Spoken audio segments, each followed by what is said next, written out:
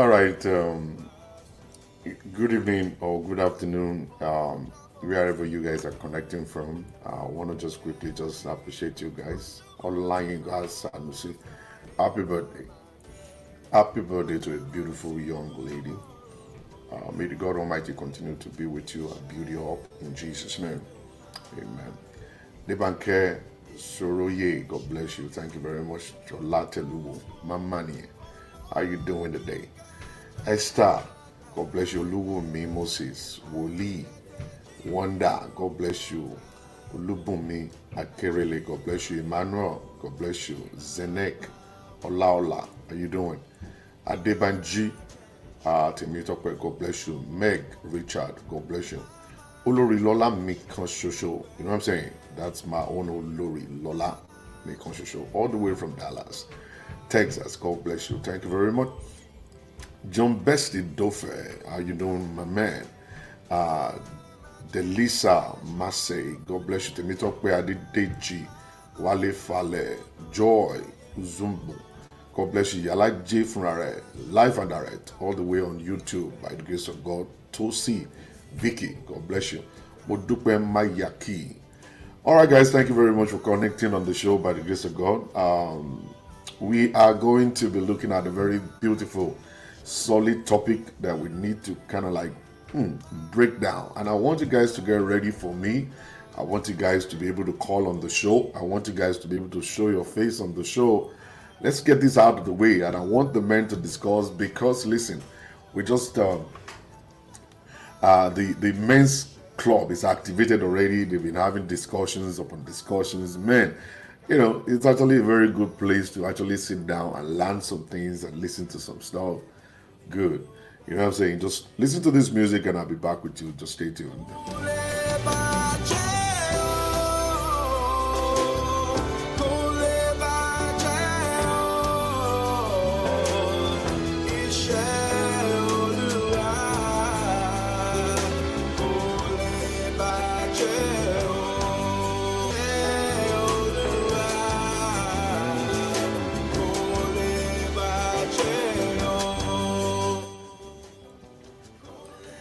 All right. As you're coming in, I want you guys to do one thing. Do one thing for me real quick. I want you to share this video.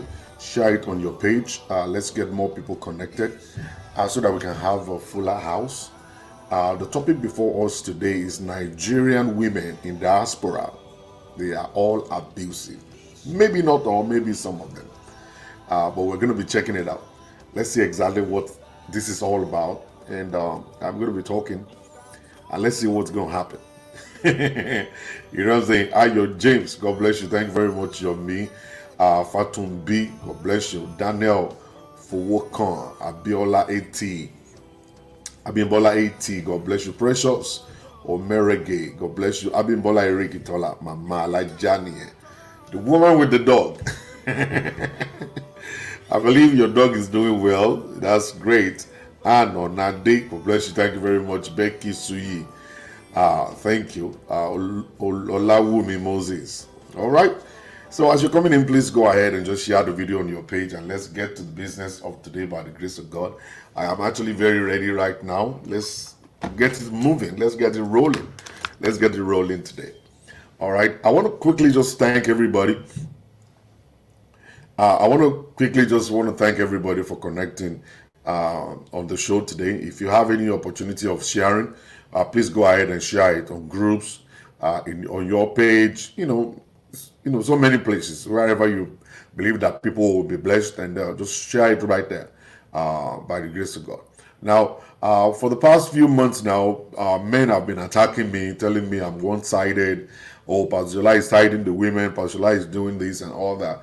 But see, I'm not. I've tried to explain this many times. It's just because many of them don't have data to watch videos, or maybe they don't have time to watch videos, so they only go by the post, and they've not been able to listen to me, what I'm saying. And I'm going to repeat it again tonight. I am not against men. I am for men. What am I doing is I'm actually paving the way for them to be able to enjoy their relationship. I'm actually paving the way for them to enjoy their relationship. Relationship is meant to be enjoyed, not to be endured. So for you to be able to enjoy a relationship, there are certain things that you must know and you must do. All right. A happy wife is a happy home. A happy wife is a happy home. If you don't understand it, you don't understand it. And you can never get it. No matter how you try. You may believe you are looking for a happy home and you continue in your own kind of way and you're still a bully, you are still an abusive person. You can't find peace like that. You can never find peace that way. The moment you are able to make your wife happy, you sit down at home and be a husband for real, then you see what I'm talking about. Then you see what I'm talking about. All right. The reason why I'm bringing up this topic today is because of some of the messages I've been receiving, and we've been talking behind the scene. So I feel like, okay, why don't we bring it out? Let's bring it outside. Let's discuss about it. Let's check it out. Let people be able to call in and discuss issues. All right. The very first thing I mentioned this afternoon was like, see, to be godly and to be holy is not enough to be a good husband and to be a good wife. It's not enough. To be godly. You know, for somebody that's godly, you go to church like every day. Even you sleep on the altar. All right. And you are the one carrying pastor's bag. Or you are the one sweeping the altar. You are the only one that is allowed to enter into the holies of holies. And then you pray and you shout and you do all manners of things. It's not enough. That's not the whole qualification that we of requirement that we're looking for. You must also have a pleasant personality. You must develop yourself, have a very good personality, be able to behave well. All right, have a very good mentality, be able to think properly. You know, activate your brain. Let your brain be working correctly. All right, that's one of them. Number two is that you must have a source of income, a good source of income. And that's actually one of the biggest one there. A very good source of income. You must be able to have that. All right. And then at the same time, you must be educated. The education we're talking about, you know, doesn't have to be a Western education or whatever they call it. You can actually be enlightened. You can learn a trade. You can be a tailor. You can be a bricklayer. You can be anything whatsoever it may be. But make sure that you are well exposed. Don't just be this kind of person that is just bringing one kind of mentality, one archaic mentality from the jungle, and you're bringing it in and you believe that, okay, you're ready to get married. No, you're not. You're not ready to get married at that point in time. You must be educated. You must have very good personality and you must have source of income. And then you must be godly. Then the godliness and the holiness and everything will now make sense. It will now make sense. Because you are quiet doesn't make you to be a good man. I want to say that again. Because you are quiet and gentle doesn't make you a good man. A good man not necessarily have to be gentle. I'm not gentle. I'm not saying I'm a good man, but I try. You know. So, you know, because you're gentle, you talk quietly, slowly, and, you know, you walk like as if to say the ground is about to fall, or maybe you are carrying your Bible in your armpit all the time and say, God bless you, God bless you. Doesn't mean that you're a good man. Being gentle, you know, doesn't mean you're a good man. There are so many wicked, gentle people in the society. Very wicked, gentle people. They are walking on the surface of this earth. That they will not say a word, even when they talk small, small, small. But what they will do, the wicked thing they will do is inside of their mind. That by the time they bring it out, you will be so surprised. For real. You know, some certain men, they believe that women don't want them because they are very good. Because they are quiet and easygoing. No. Women don't want the dandity. Women are not looking for the dandity. You know who the dandity? You know, I don't know, probably you know the dandity. For the benefit of you that are not, you know, Yoruba speaking people, the dandity is more of like somebody that is sluggish. Because you are sluggish and you are slow, doesn't make you a good guy. Oh, women don't like me. They don't like me because I'm actually very soft. I'm very soft and I'm very gentle. No. The gentleness we are talking about is not a dandity kind of gentleness. No woman will want that. They don't want it. The dandity, they want that. Actually, they will be taking care of it. Okay. Yes, my fault. They're not looking for that guy. So when you believe you are a good guy, you are a dandity like that, and you are not looking for a wife, and they are not picking you as a choice, doesn't mean that they don't. It doesn't mean that they are crazy. They don't just want someone like you. You better go smart up. Go smart up. You know, you go and smart up. You know, go and work with some other people that can actually baptize you into a smart environment. Into a smart environment. So you become very smart and you talk very fast. Talk and be able to make a point. It's not like we are talking, you are not making any point. I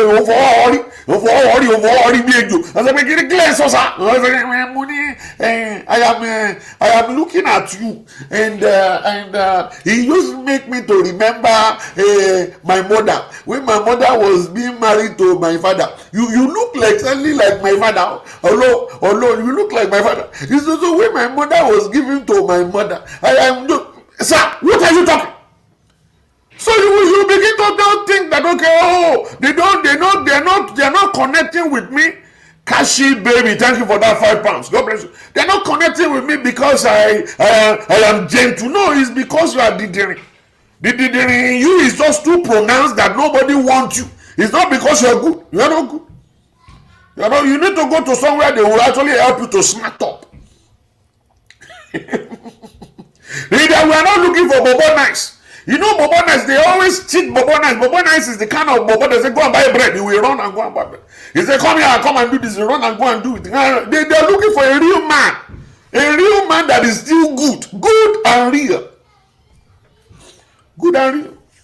You know what I'm saying? That's what they're looking for. So there are some boys in town because you are actually so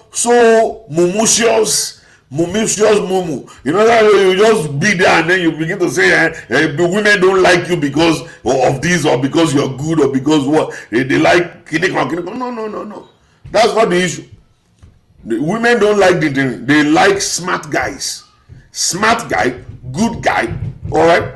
Guys that can make their point, that can talk and construct words, that can put a kind of a statement on the table and everybody will understand.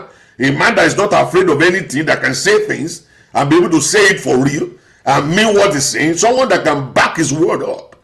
That's the kind of person they're looking for. I'm sorry. I'm very sorry. That's what they're looking for. That's what they're looking for. You know what I'm saying?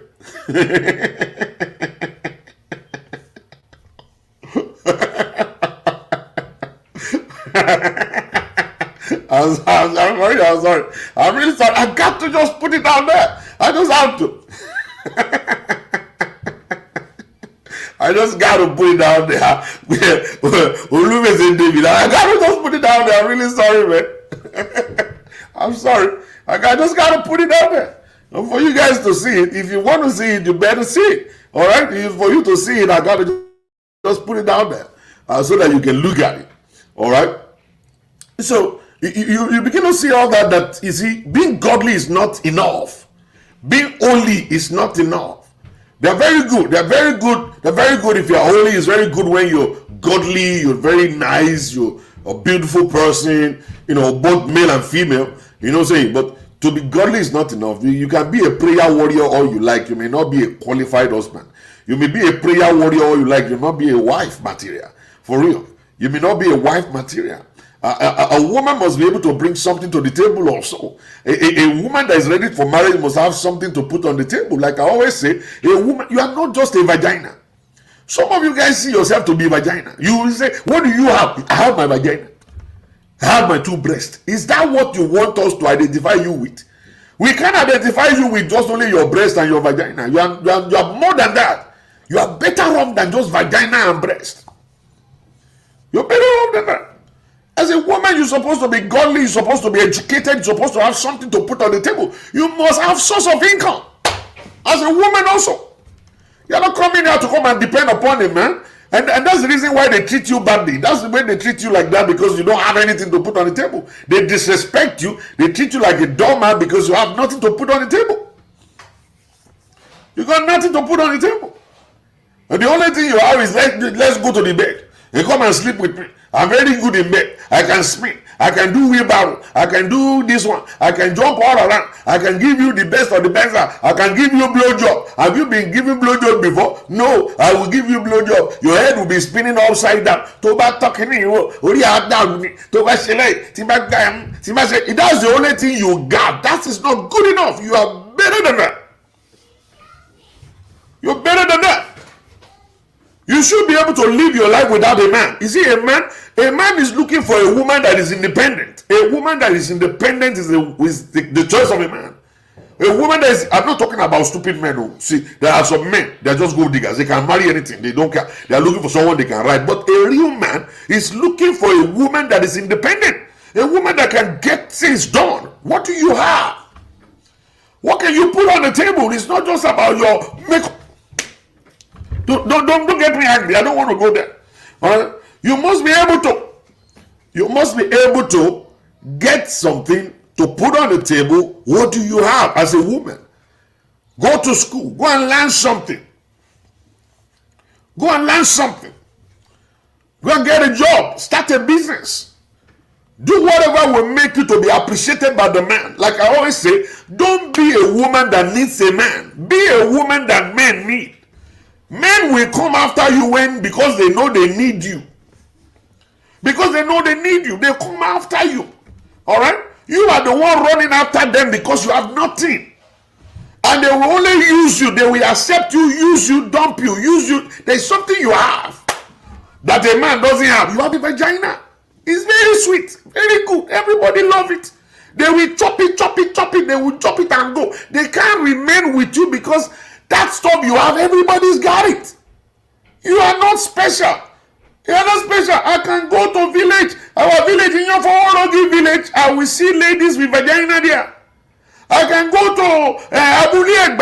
I will see ladies with vagina over there. Even if I enter into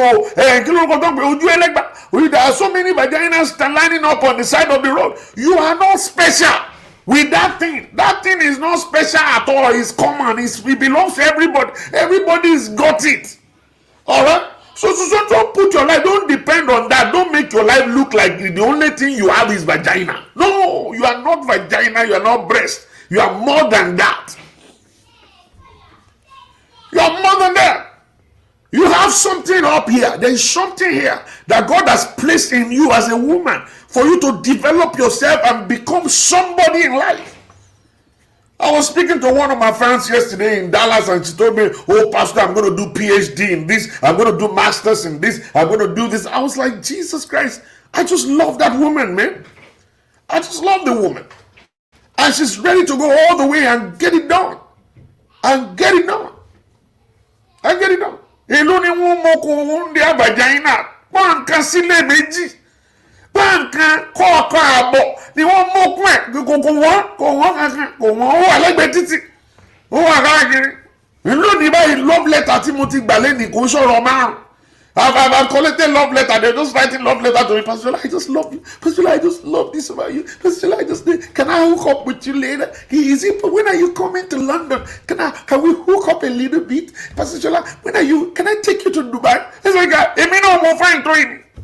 Ṣé mo fine to ilé ìtẹ̀wé máa pín mi káàkiri ọ̀fẹ́ pín mi lọ London pín mi lọ Dubai ẹ̀fẹ́ báyé mi jẹ́ kí ló dé? Okay, don't want me in a couple. I don't go pay CC. I want no myself. They will pay my ticket. They will pay my hotel, pay my everything. If I call us, no bullet.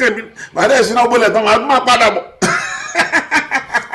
free of charge. Oh, only me so. Me so. You know that call me plant. It's nothing. It's no big deal. Everybody's got it. Men, we don't, you see one funny thing about men is that you don't have to commit to a woman to have sex. Sex is just free everywhere. There are so many people that want it free everywhere, and they will still even pay you. All right, they will give you food, they will give you everything. They will give you everything. All right, so women should go and develop themselves, and you will be respected if you are able to. If you're able to, you will be respected if you're able to do that. All right. So the picture we are seeing today, right in my front is that, oh, Pastor Shola, you are the supporter of women, but the people you are supporting are crazy. The people you are supporting are the criminals. I say, oh, really? I understand. I want to get it. I want to get that understanding very well. If the people that I'm actually defending, if they are the criminals, I know what I'm doing. I know why I'm speaking the way I'm speaking right now and stuff like that. But some men don't understand. Now, I want to quickly just clear this atmosphere real quick. I am not saying, I want you guys to record it if you want to record it so you can play it to your husband or play it to anybody that's been attacking me. I am not saying there are no good men. There are good men. It's just that I am not called to come and rub them on the head. The moment they're good, they're good. Be in your lane and keep going. What you're supposed to do as a good man is to support me, Pastor Sola, and let us be able to liberate the ones that are in abusive relationship. You are not supposed to be my enemy. If truly you are a good man, all right, like you want me to say, oh, I'm a good man, oh, I'm a good man, oh, I'm a good man. Good job. I know you are a good man. All right, Pastor Sola has been attacking us. I'm not attacking good men. I'm not attacking you. You as a good man supposed to come and then team up with me. Okay? Because you are a good man, we are supposed to now fight the ones that are terror in the society. We're not supposed to now show that example of being good. Show the people the example of your goodness. Why are you treating your wife? How are you treating your wife? Now you come over and then team up with me and let us be able to liberate the ones that are in bondage. That's so easy. I am not against you. No, at all. It's only you are just guilty. You are guilty. It's guilty conscience that is worrying you. You know you are not good. You know you are a bully. You know that's who you are. That's why you are attacking me. You are attacking me because you are not good, because you fall in the category of the people I'm looking for. That's why you are attacking. If truly you are a good person, you will be behind me and say, Pastor, you will be the one to do it. You know, keep on going. Fire these people. You know, at the end of the day, we will all now come and then team up and become a kind of a team, and then we fire the ones that are bad in the society. Probably they'll be good. Now, when I'm saying all of this stuff and you believe that this is actually our apostola is not talking about we that are good. I'm not supposed to talk about you. I know there are good people there. I'm not supposed to talk about you. I'm supposed to face the business of liberating people. That's what I'm supposed to face. You as a man that is good, that you think you are good, you're supposed to come and put your tent next to me and let us do the work together. Let us do the work together. Record me. Play it to yourself like 20 times. And think about it. Is Matusola against men? No, I'm not against men. I'm against the bad ones. I'm going after the bad ones. The ones that are not truthful. I'm going after those ones. Those are the ones I'm going after. Those are the ones I'm going after. I'm not talking about general men. I know good men. I just don't want to talk about them. They're good already. That's a glory to God. Do you need me to be praising you that you are good? That's your responsibility to be good. It's not like somebody saying, God, why don't you praise me because I'm good? That's your responsibility to be good. You're supposed to be good.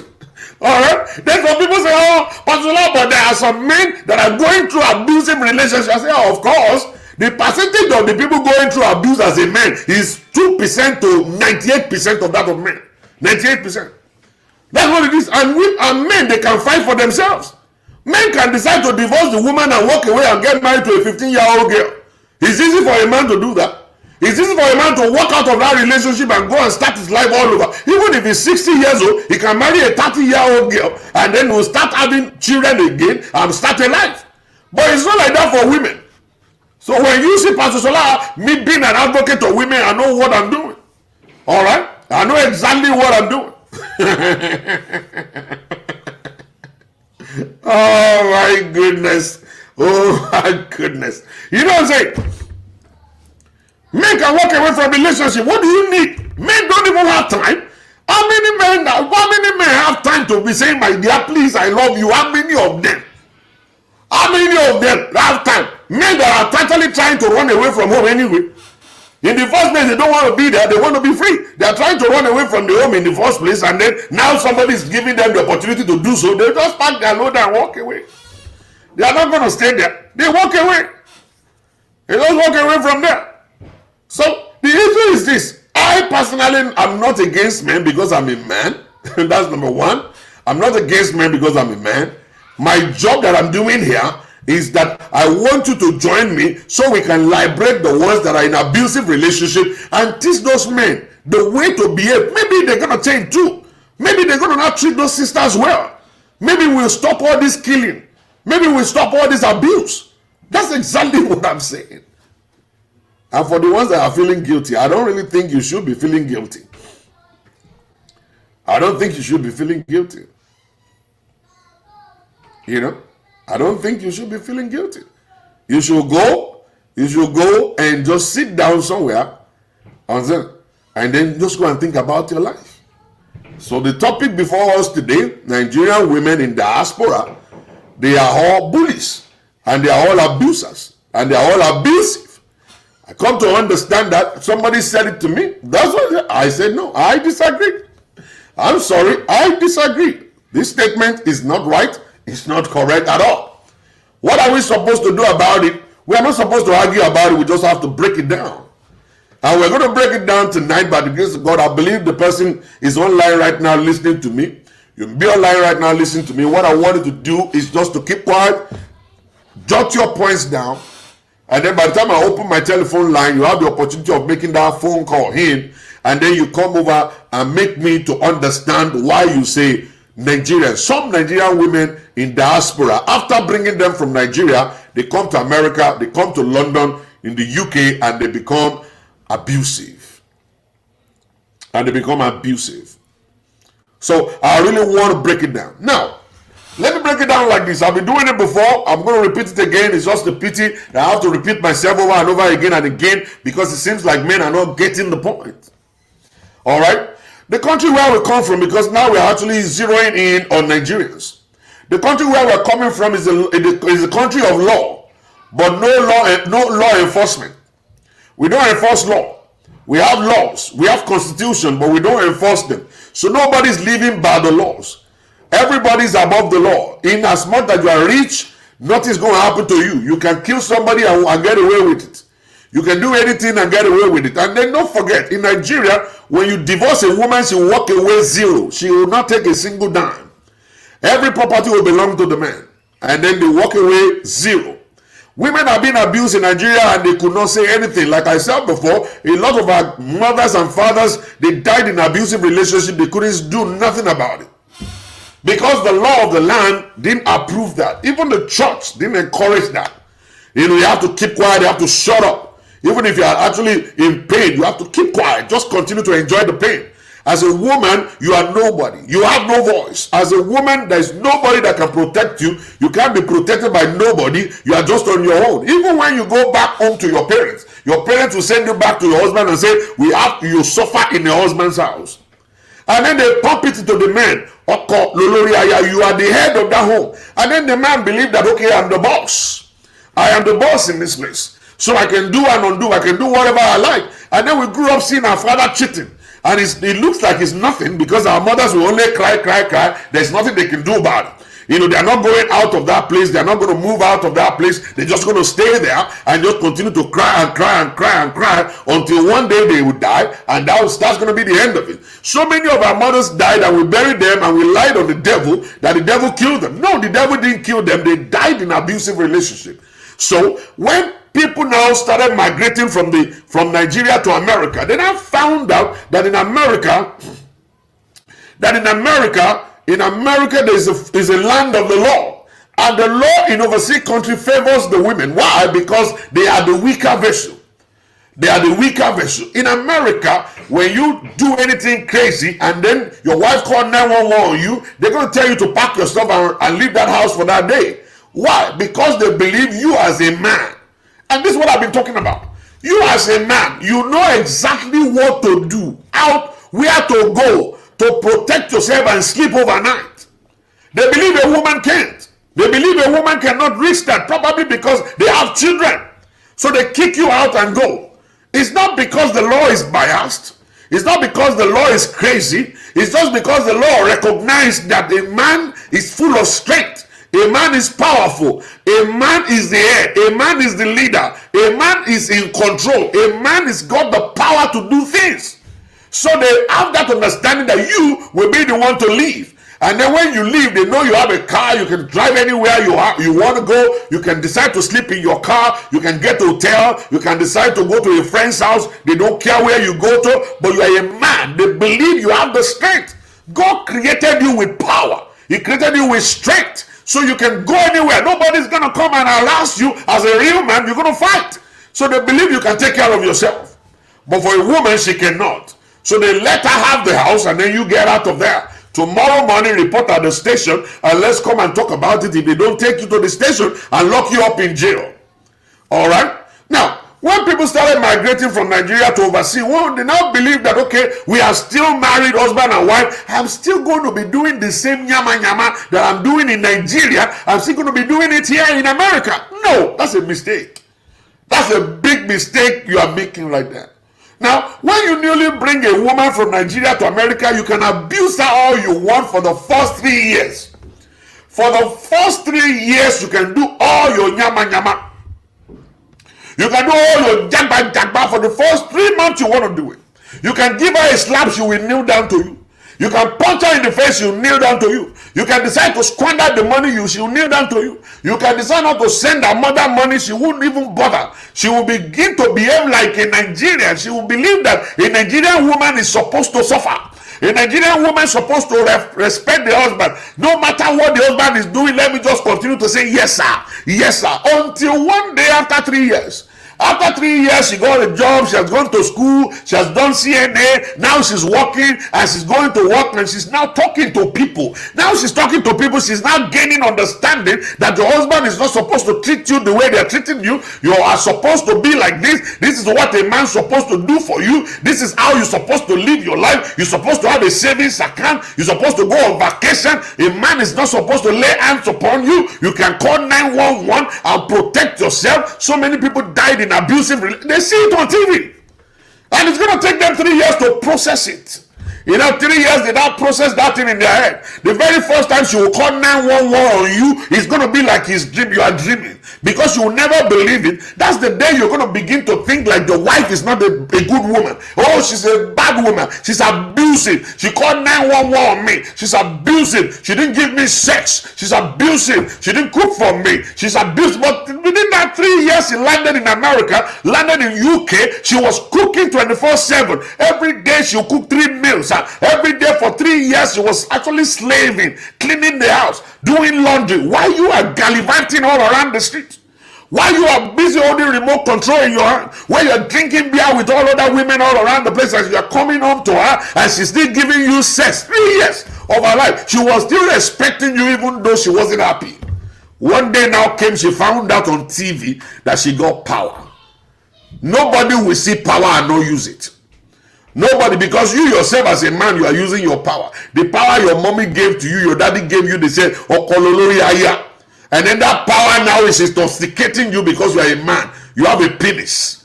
Because you have a penis, you now believe that you can do and undo. You got a penis between your legs, you now believe you have power. You have authority. Good job. And that's the problem that we make all the time. When people give back to children, they ask, that's a stupid question to ask. That's a stupid, idiotic question to ask anybody. What are you trying to say? What are you trying to say? You are trying to tell me that men are better than women? Are you trying to say that baby boys are better than baby girls? What are you trying to say? No wonder now they believe they are more powerful. No wonder now they believe they can be abusive because we put too much of importance on the male child. And then we relegate the women to the background. We relegate them to the background. We make them to look like nothing, nonsense. We make them to look like a second-class citizen. And that is why the men believe that they can do and undo. They can shut them off, they can kick them out, they can do whatever they want to do. But listen, ladies and gentlemen, the land of America, in the UK, in Canada, understand that a woman is supposed to have a right. So Nigerian men cannot cope with that.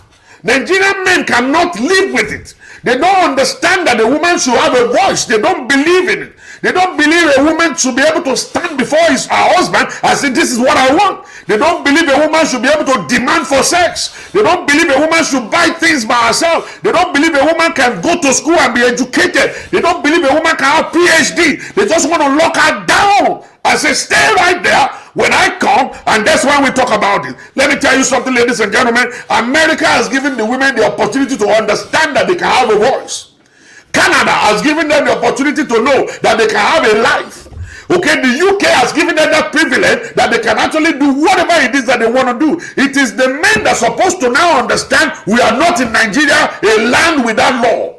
You are in America, you will be locked up in jail if you do crazy stuff. Now, let me go back a little step further. I mean, a little bit backward. Now, what do you think will change a woman that has been good before? What do you think? What do you think that will change a woman that has been good before? A woman that has been good before cannot suddenly change. Something must change them. Something will affect them. Something will make her to change. You cannot you cannot marry a woman from her father's house and she's good all through for 5 years. Holy Spirit has been good, and you testify to it.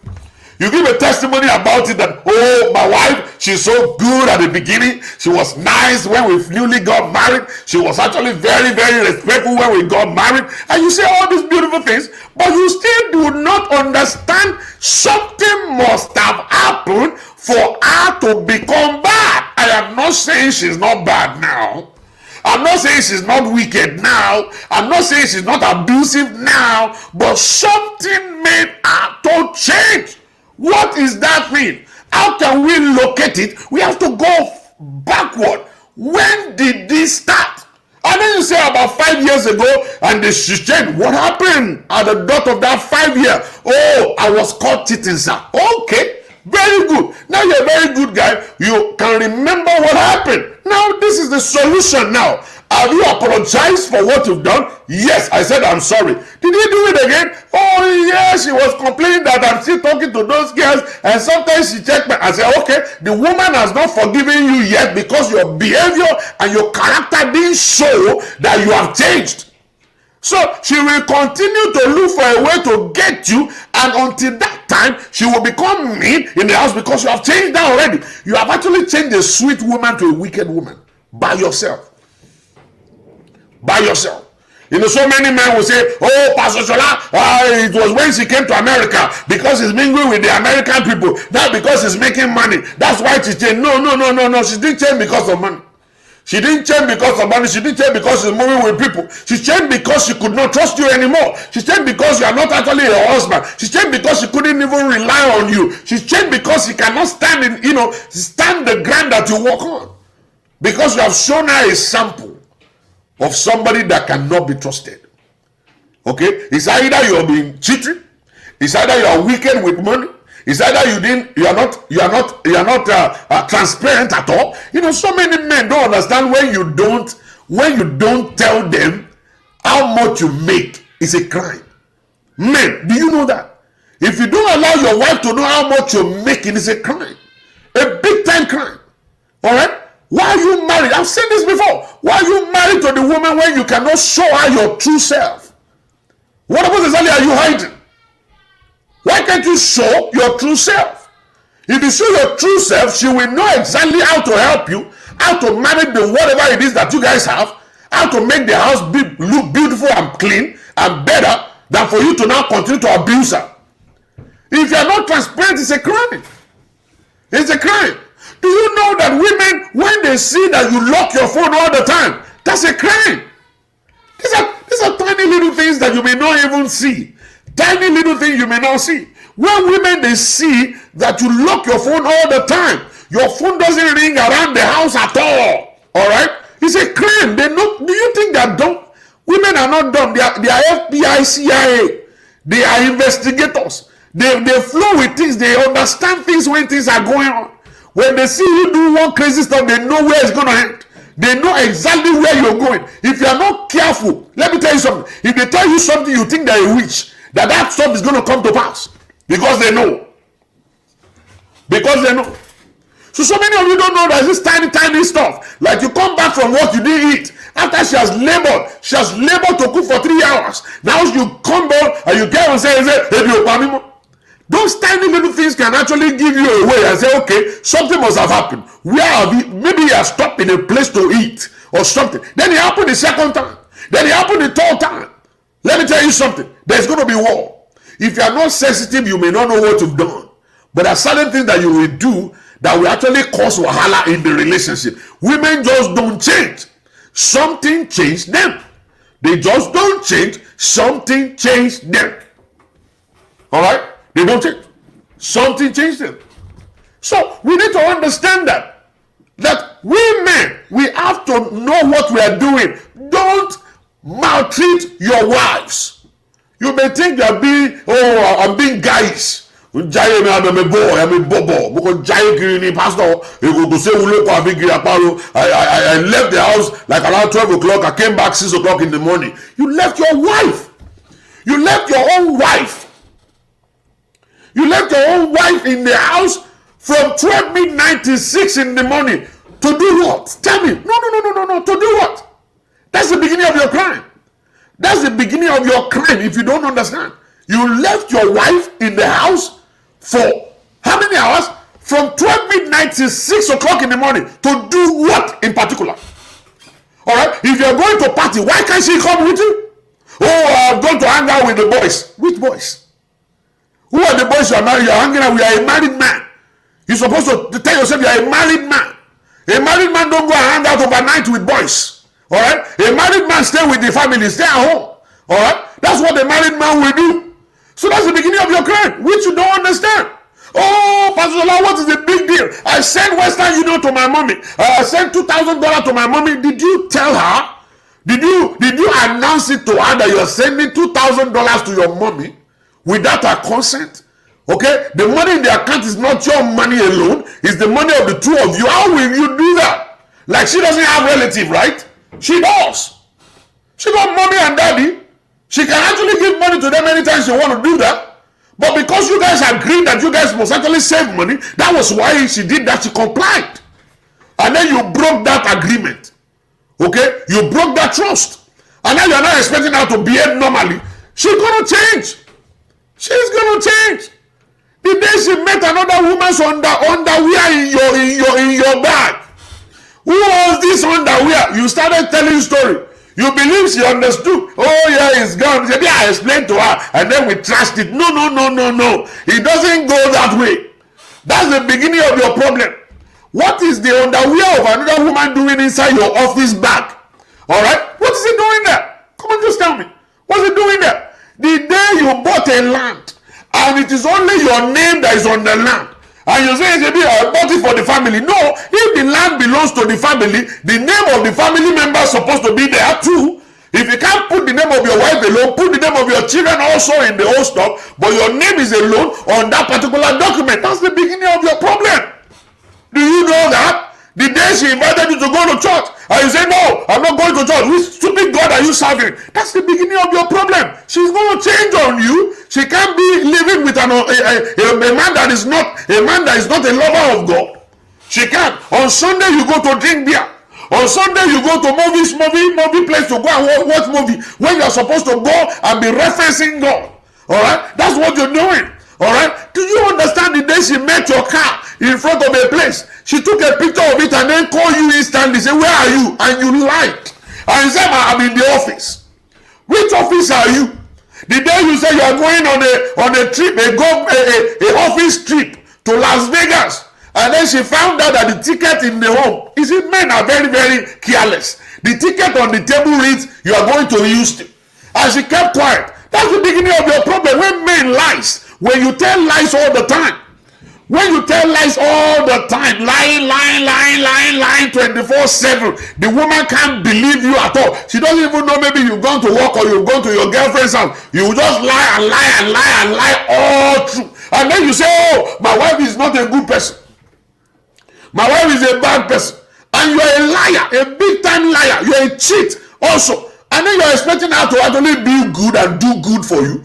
No, that's not what she's going to do. She never do that. That's going to be the beginning of your problem. I'm telling you, if you don't understand, that's going to be the beginning of your problem. Another thing is that when you see, so many men, I don't understand men. There was this particular guy that got busted. You are driving Uber, for God's sake. All right? And you told your wife at home that you're working with UPS. You are working with UPS in the office. You didn't tell your wife that you're driving Uber. And then you mistakenly picked up a call. And that call actually is the call of a sister who know your wife. You went and picked the sister up and drop her where she's going, that won't call your wife and say, Mom, are you going to Kubo? I will not drive Uber, I'll be me. Oh, what daily? And then say, you go to Kubo, so drive Uber and want to be like I work with UPS. That's lies. You don't have qualification. You've not gone to school. They cannot even give you employment anywhere. And you are lying to your wife in the house. And you're lying. Who are you supposed to open up to if not your wife? Who are you supposed to be very open to if not your wife? Who are you supposed to tell your secret to if not your wife? Okay? At the end of the whole story, we turn around and we say, oh, women are bad. The moment to bring them to America, the moment to bring them to the UK, they turn around. It's because they cannot take nonsense. It's because they cannot take nonsense. The nonsense that Nigerian women are taking in Nigeria, the ones that are here can't take that nonsense. They are well exposed. You see, when a woman is educated, education plus exposure will actually make them to look like a wicked person. Educated, okay, to be educated and at the same time to be exposed will actually make a woman to be wicked. Why? Because she will not take nonsense. She's now well cultured. She will not take nonsense anymore because she can live her life by herself. She's not just a vagina. The only women that you can run around and push around are women that actually carry themselves as vagina. And they will always remain like that. The only time the man will come is whenever the man wants to have sex with them. That's the only time he will speak to them. Say, Mabo, Oyaja say, bag, Atipari, Odabo, everybody to their corner. And that's it. Or to the next week.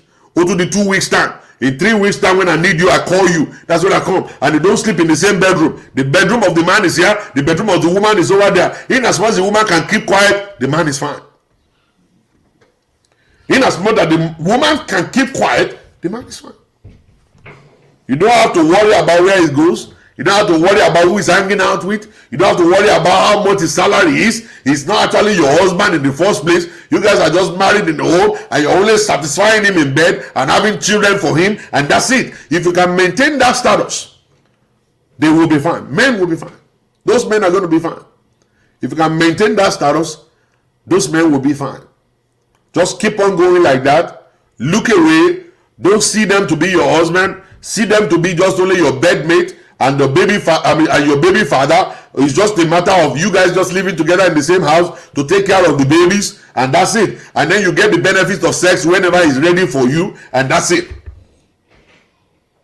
And that's it. And that's it. And that's it. You know what I'm saying? That's all you get. So there are some kind of men out there, and that's the kind of life they want to live. They want to blame people. Like I posted today. See, you are not the cause, you are not the reason why your husband is abusive. He already have the abusive nature in him. It is not you. It is not because you are fine. That's why it's not. No. It is not because you make more money than him. No. It is not because of this or because of that. No. He already have that nature in him. Abuse is a nature. They have it in them. Don't let nobody blame you for whatever they're doing. They cannot change that nature until they are ready to change it.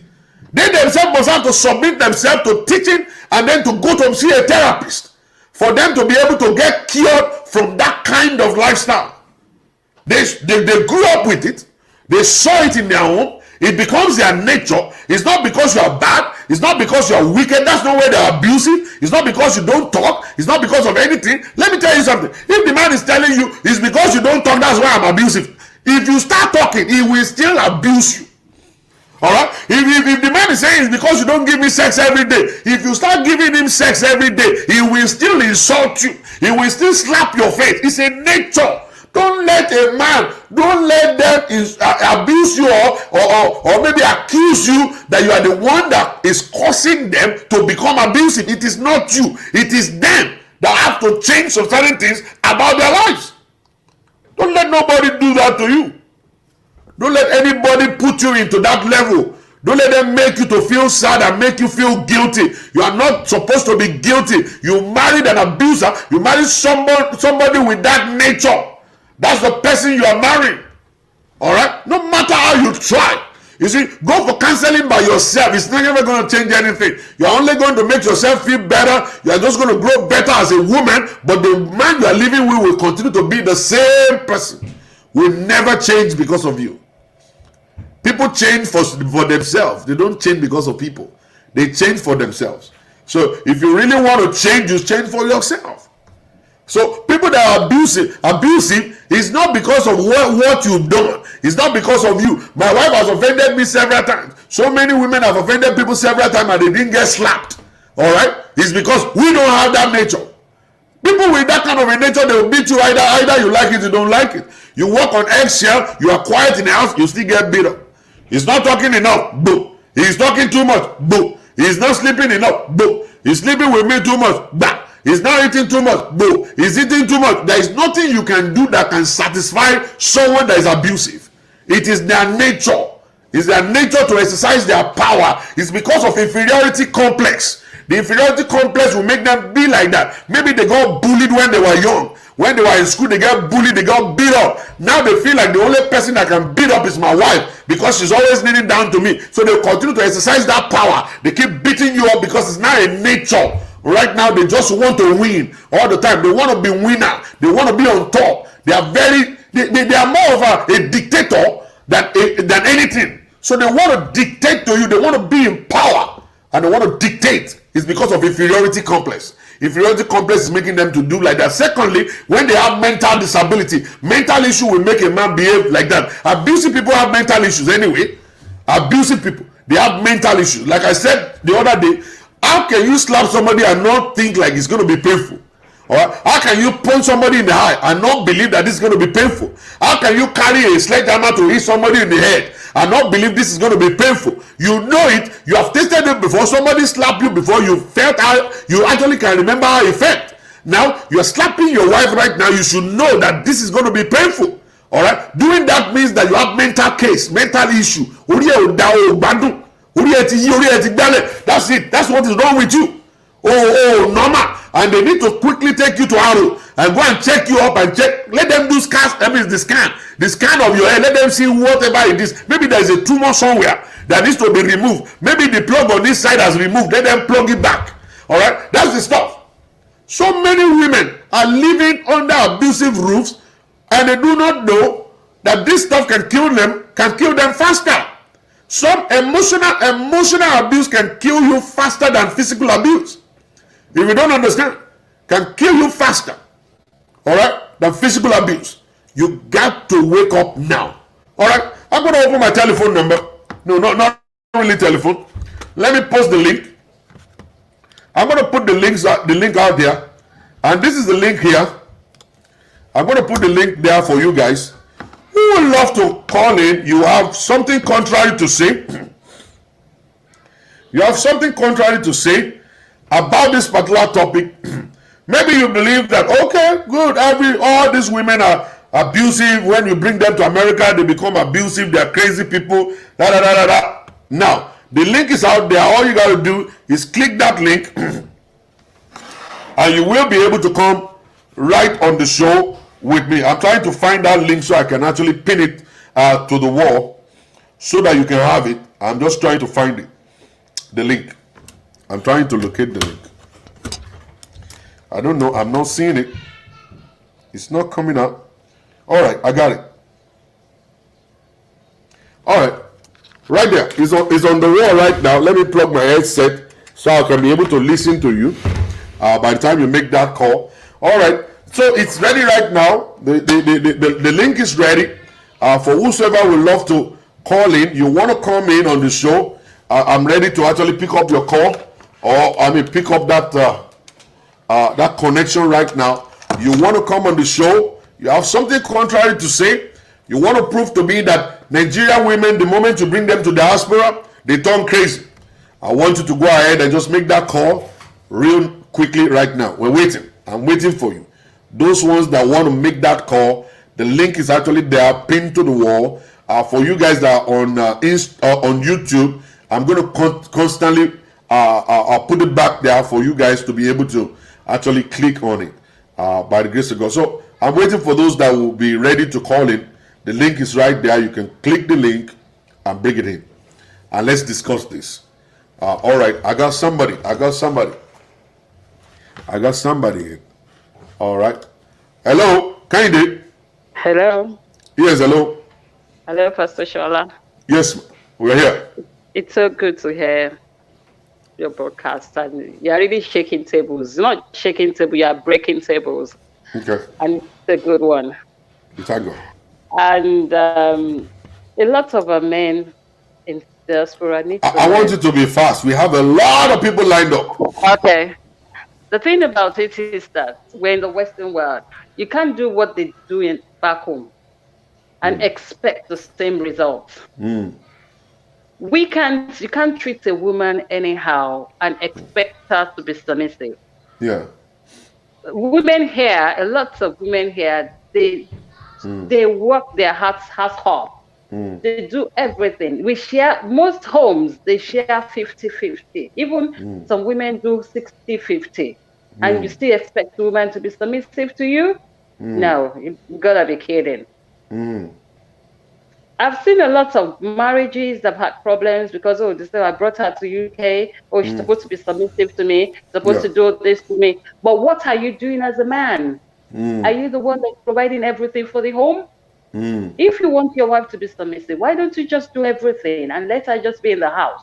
Take all the responsibilities, and the woman will be ready to do everything. When you love your wife, a woman will be ready to submit and do everything for you. I know that's what most women do. Yeah. But because we are from the background of culture, it's a culture. I'm an African man. I can do as I like. Some of them will leave the house. They will not come home on time. And they still expect women to be like, oh, my darling, how are you? And you didn't even tell her that you're not coming home on time. And you don't expect her to raise her voice. You don't expect her to say anything. Please, let our men learn. We're in the some of the United Kingdom, America, wherever. Even if you bring woman, that doesn't mean that you can feed her with shit. That doesn't mean you can treat her anyhow. I know. A man that raises his hand towards his wife, what do you expect? Is she a dollar, or even if she doesn't have friends, by the time she starts going to work, she's going to get to tell people, this is what happened to my house, and people will start teaching her, forget it, you can't take that. So our men need to learn. We need to leave whatever culture we're bringing and be able to embrace the culture where we are living. No. Don't let us preach that. Don't let us preach to embrace the culture. No, you know the culture we are embracing, man, is the culture of the Bible. Yeah, I know. That's what you see, there is nothing like the culture of the white man or the culture of the black man. The culture of the Bible is husband, love your wife. Okay, yes. As Christ loved the church. That's the culture we need to add. Yeah, that's the culture we have to adopt. I'm sorry to say that. Yes, we should. Let me rephrase it. Yeah. Embrace the culture of Christ-like. Of Christ, yeah. That's of Christ-like. Treat your wife as you want to be treated. The Bible says, "Love your wife." As Jesus loves the church. Jesus was able to sacrifice for the church. Not because the church was submissive. Not because the church is a good church. Not because the church is not disobedient. Yeah. Okay, I'm sorry. Can I give you a scenario of this? Quick one. No, madam. We have too many people lined up. No, 1 second. A man that comes home and because his wife has done something wrong and you slap your wife, why don't you slap your co-worker at work because they've done something wrong? Yeah, they can't do that. They will get fired. So that's the thing. Thank you, my sister. Bless you too. Bye. All right, let's go to Olori Lola. Olori Lola, how are you doing? Fine, thank you. Hi, everybody. We need to break this table, Pastor Shola. I've been waiting for this for so long. Let's keep breaking it, man. Pastor Shola, you know what? The men that always complain about, oh, the women here, they are wicked, they are this. Number one, they can't stand the independent women. They are so afraid of us who are independent. We have our own money. We have our own houses. We take care of everything. We even help them at home. They cannot stand us. They want us to cower to them and they can push us around. But we cannot do that because we are educated. We know our rights and we are no longer in Nigeria. In Nigeria, they believe that even in the abusive relationship or abusive marriage, they tell you you need to stay there. It's your husband. Keep praying. And then the pastors are not even helping either. They are also abusing their wives at home. They are abusing all those pastor misses. So there's really nothing for them to contribute. But the main purpose is that they cannot stand a very strong, independent women. That's their problem. I have nothing else to say. That's it, man. You're very right. You're very, very right.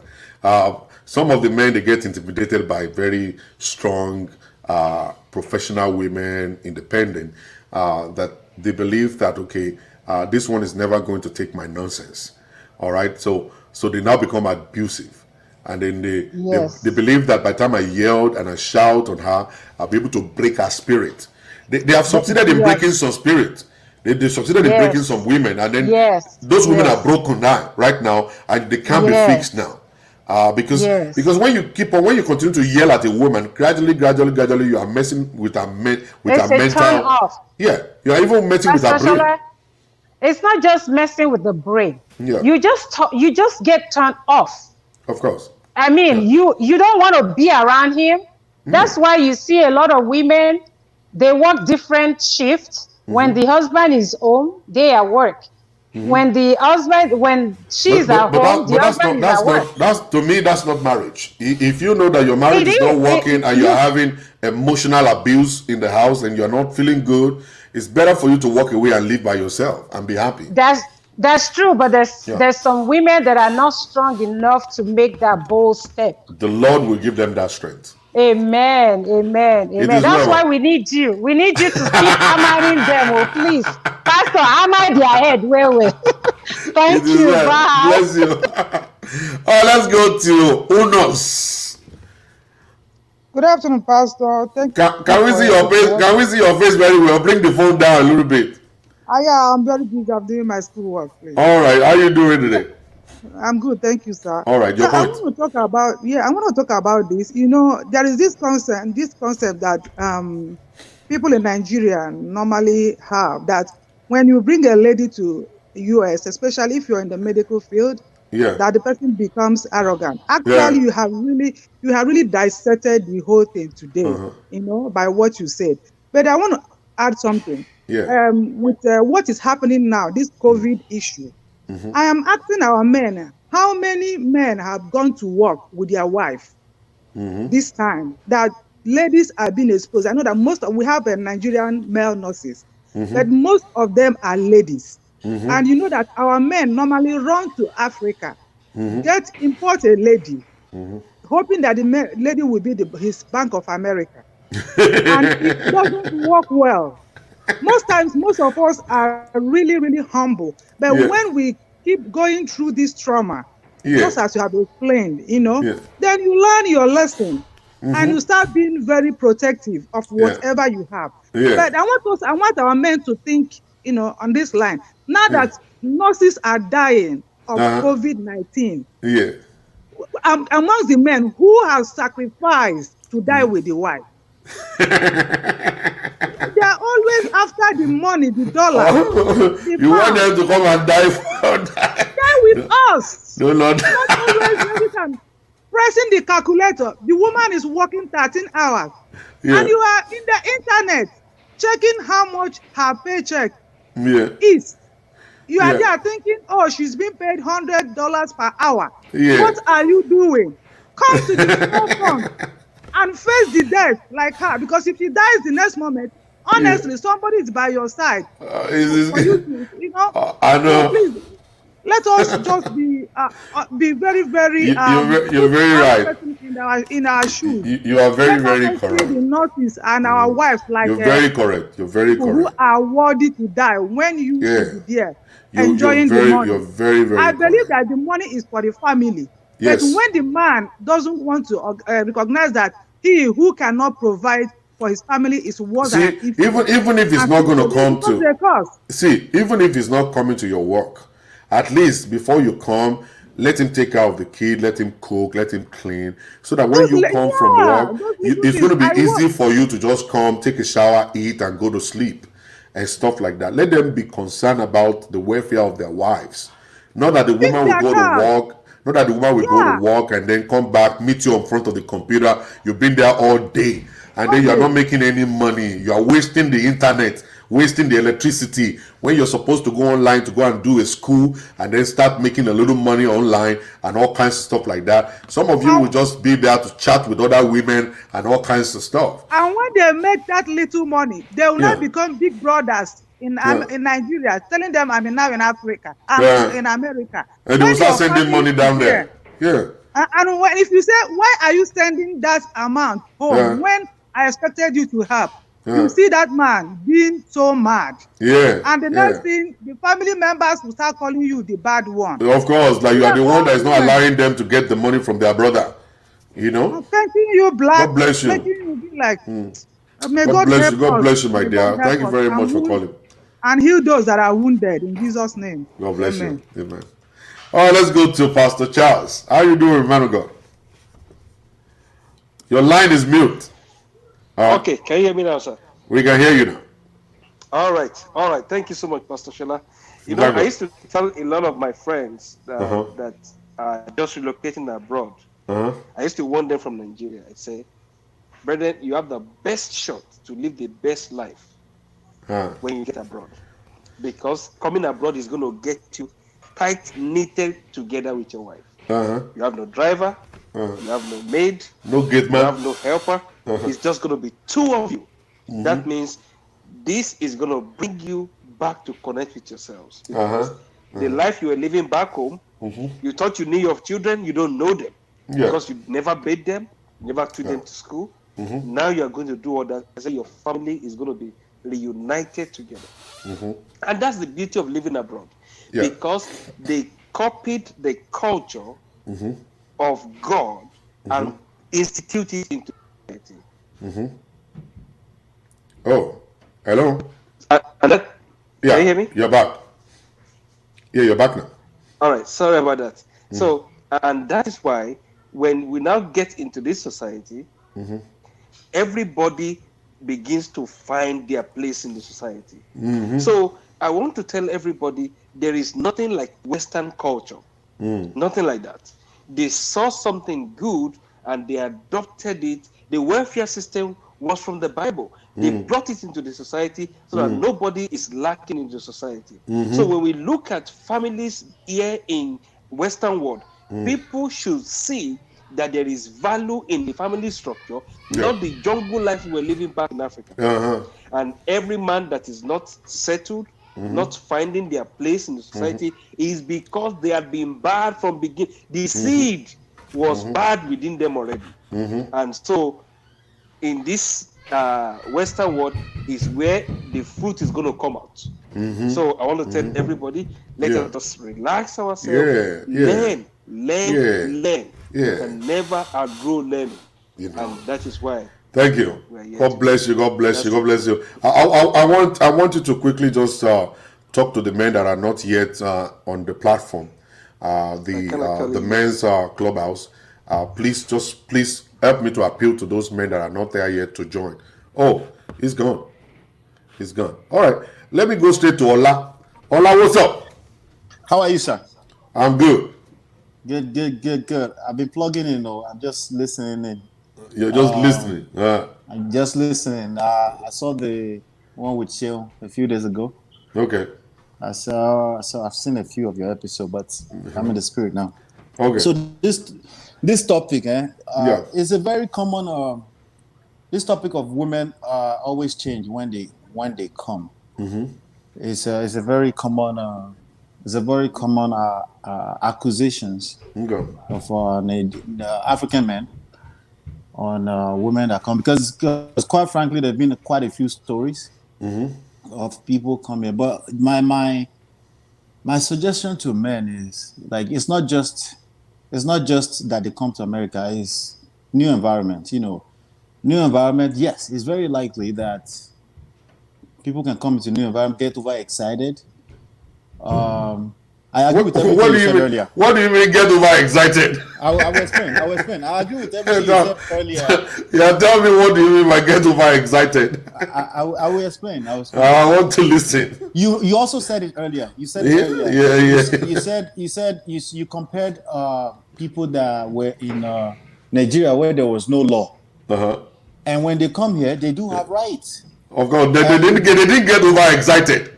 They didn't get overexcited. I will correct that. I will adjust that. Okay. All right. I will adjust that. And I agree with you that it's not exactly overexcited. No. I'm talking now from the perspective of a person who wants to accuse a woman of getting overexcited. I'm talking from that perspective, right? I understand, but it's not like they really get overexcited. They just entered into a country with law. And when you go to Rome, you become a Roman. When you go to Nigeria, you become a Nigerian. Is it like me? When I leave America, I take the fuse of America off of my head. I put the Niger brain back in there. When I drive in Nigeria for you, it's bumper to bumper. All right. When I want to turn left, it's bumper to bumper. But when I get back to America, it's a different ball game entirely. Wow. You understand? So it's not like I am overexcited. It's just that I'm following the law of the land. I'm flowing with the land. Right. But let me ask you a question, sir. Yeah. When you say that a woman just doesn't, which I agree 100%, they don't just wake up and become crazy and they just want to be mean to you. Yeah. Something happened. You gave a very decent scenario earlier where something happened and you keep trying to brush down that rug like she just woke up one day. It didn't happen that way. Now, a man will also say, like, no, but me, I'm like this too. You know, it's back and forth between the two of them that got them in a very, very toxic space where a lot of these people are operating from in that moment in time. You see what I'm saying? No, I didn't get you. Okay, so a man can also claim the same thing. What would you say to a man who is claiming the same thing? Claiming what is he claiming? Claiming that I didn't become like this too. It's because she's been behaving this way. I answered your question. A man cannot turn abusive because of what you have done. A man cannot become abusive because of what the woman has done. They already have that nature of an abuser already. Now, you see, let me paint the picture for you real quick so you understand. You as a man, in that home where you are, sir, you are the king. Yes, sir. You are the king. Yes, absolutely. Am I right? Am I 100% right? Yes. Who's supposed to lay down the foundation of that house? Yeah, I'm supposed to lead now. Very good. The man is supposed to. The man controls the energy. He controls the house. All right. If you plant love in that home, what do you think your wife will build upon? Love. Thank you. If you give her, she will multiply. Thank you very much. Now, the moment you plant a weed or probably hatred in that relationship, what will happen to your wife?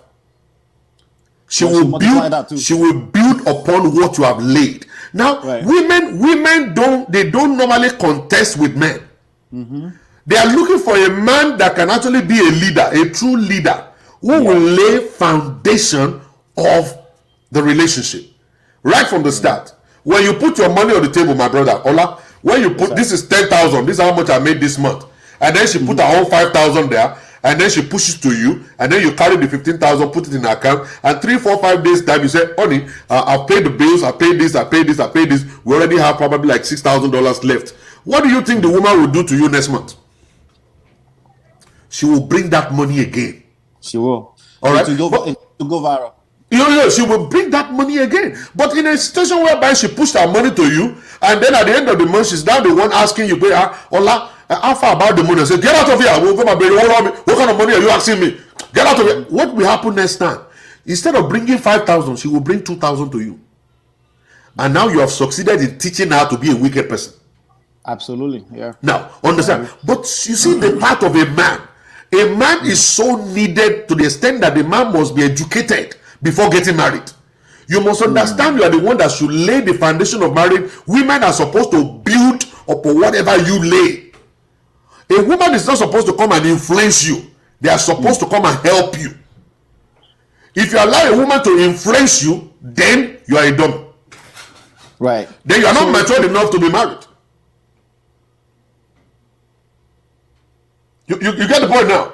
So a man cannot say, oh, it's because of the woman. What the woman is following is the step of the man. The woman is a helpmate. They follow the step of the man. What you lay down is what they go after. Plant the right seed. You will find that the woman will water that seed and the seed will grow.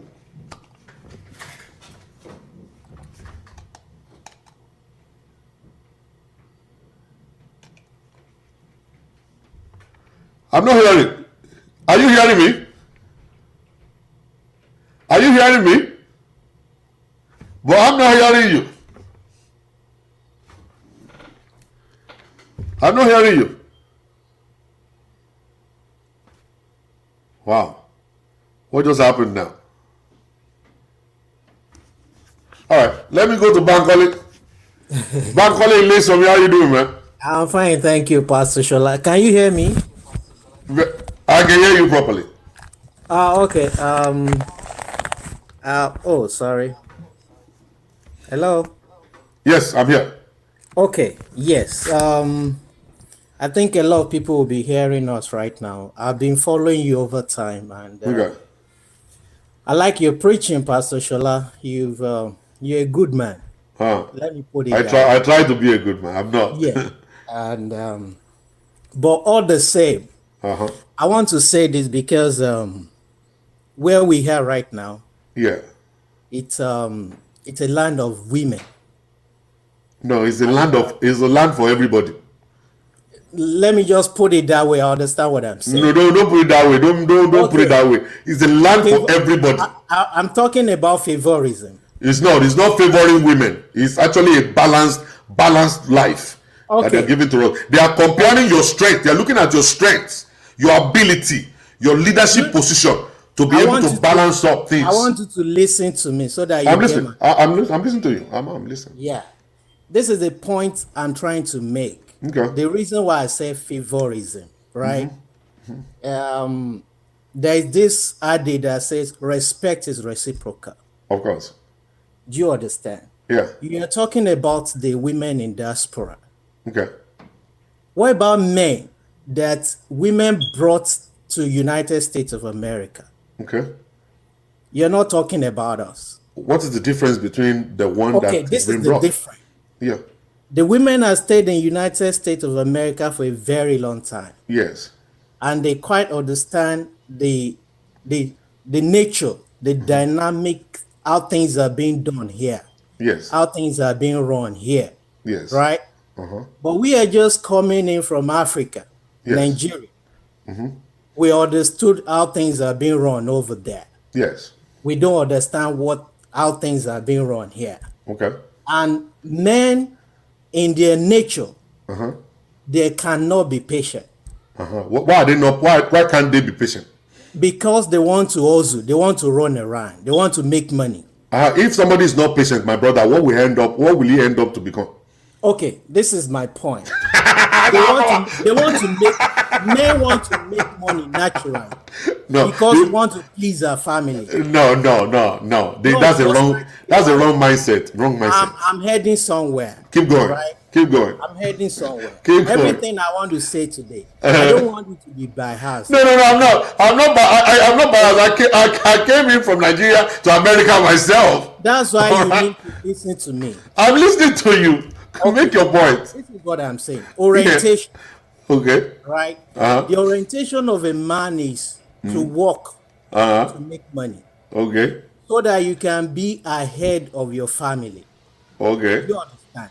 Okay. When a man cannot, like you rightly said. I want you to break this down for you to be ahead of your family. That is, you want to be the one making the most money. You want to be the one making the most money, right? When you started this program, that was what you said. What I said was you as a man, before you get married, you must be godly, you must have source of income. I didn't say make the most money. You see, that's where men miss it. The moment you come talking about smartness. Yeah, to be smart. Is it to be smart? I understand to be smart. If you want to be smart as a man, yes, you have to have a source of income. Okay, but I didn't say you have to be. It's not compulsory that you have to be ahead of your family. Your wife may make more money than you. No, why would you be ahead of your family? Why are you the head of the family? You see, you maintain. You are the one that manages the talent. That's why I said I don't want. Bankole, I will break this down. I'll break this down to you. Now, a man coming from Nigeria to come and meet a woman here, the very first thing that's supposed to pop into his head is that I'm going to a territory I've never been before. That's right. Good. A very intelligent man will now look.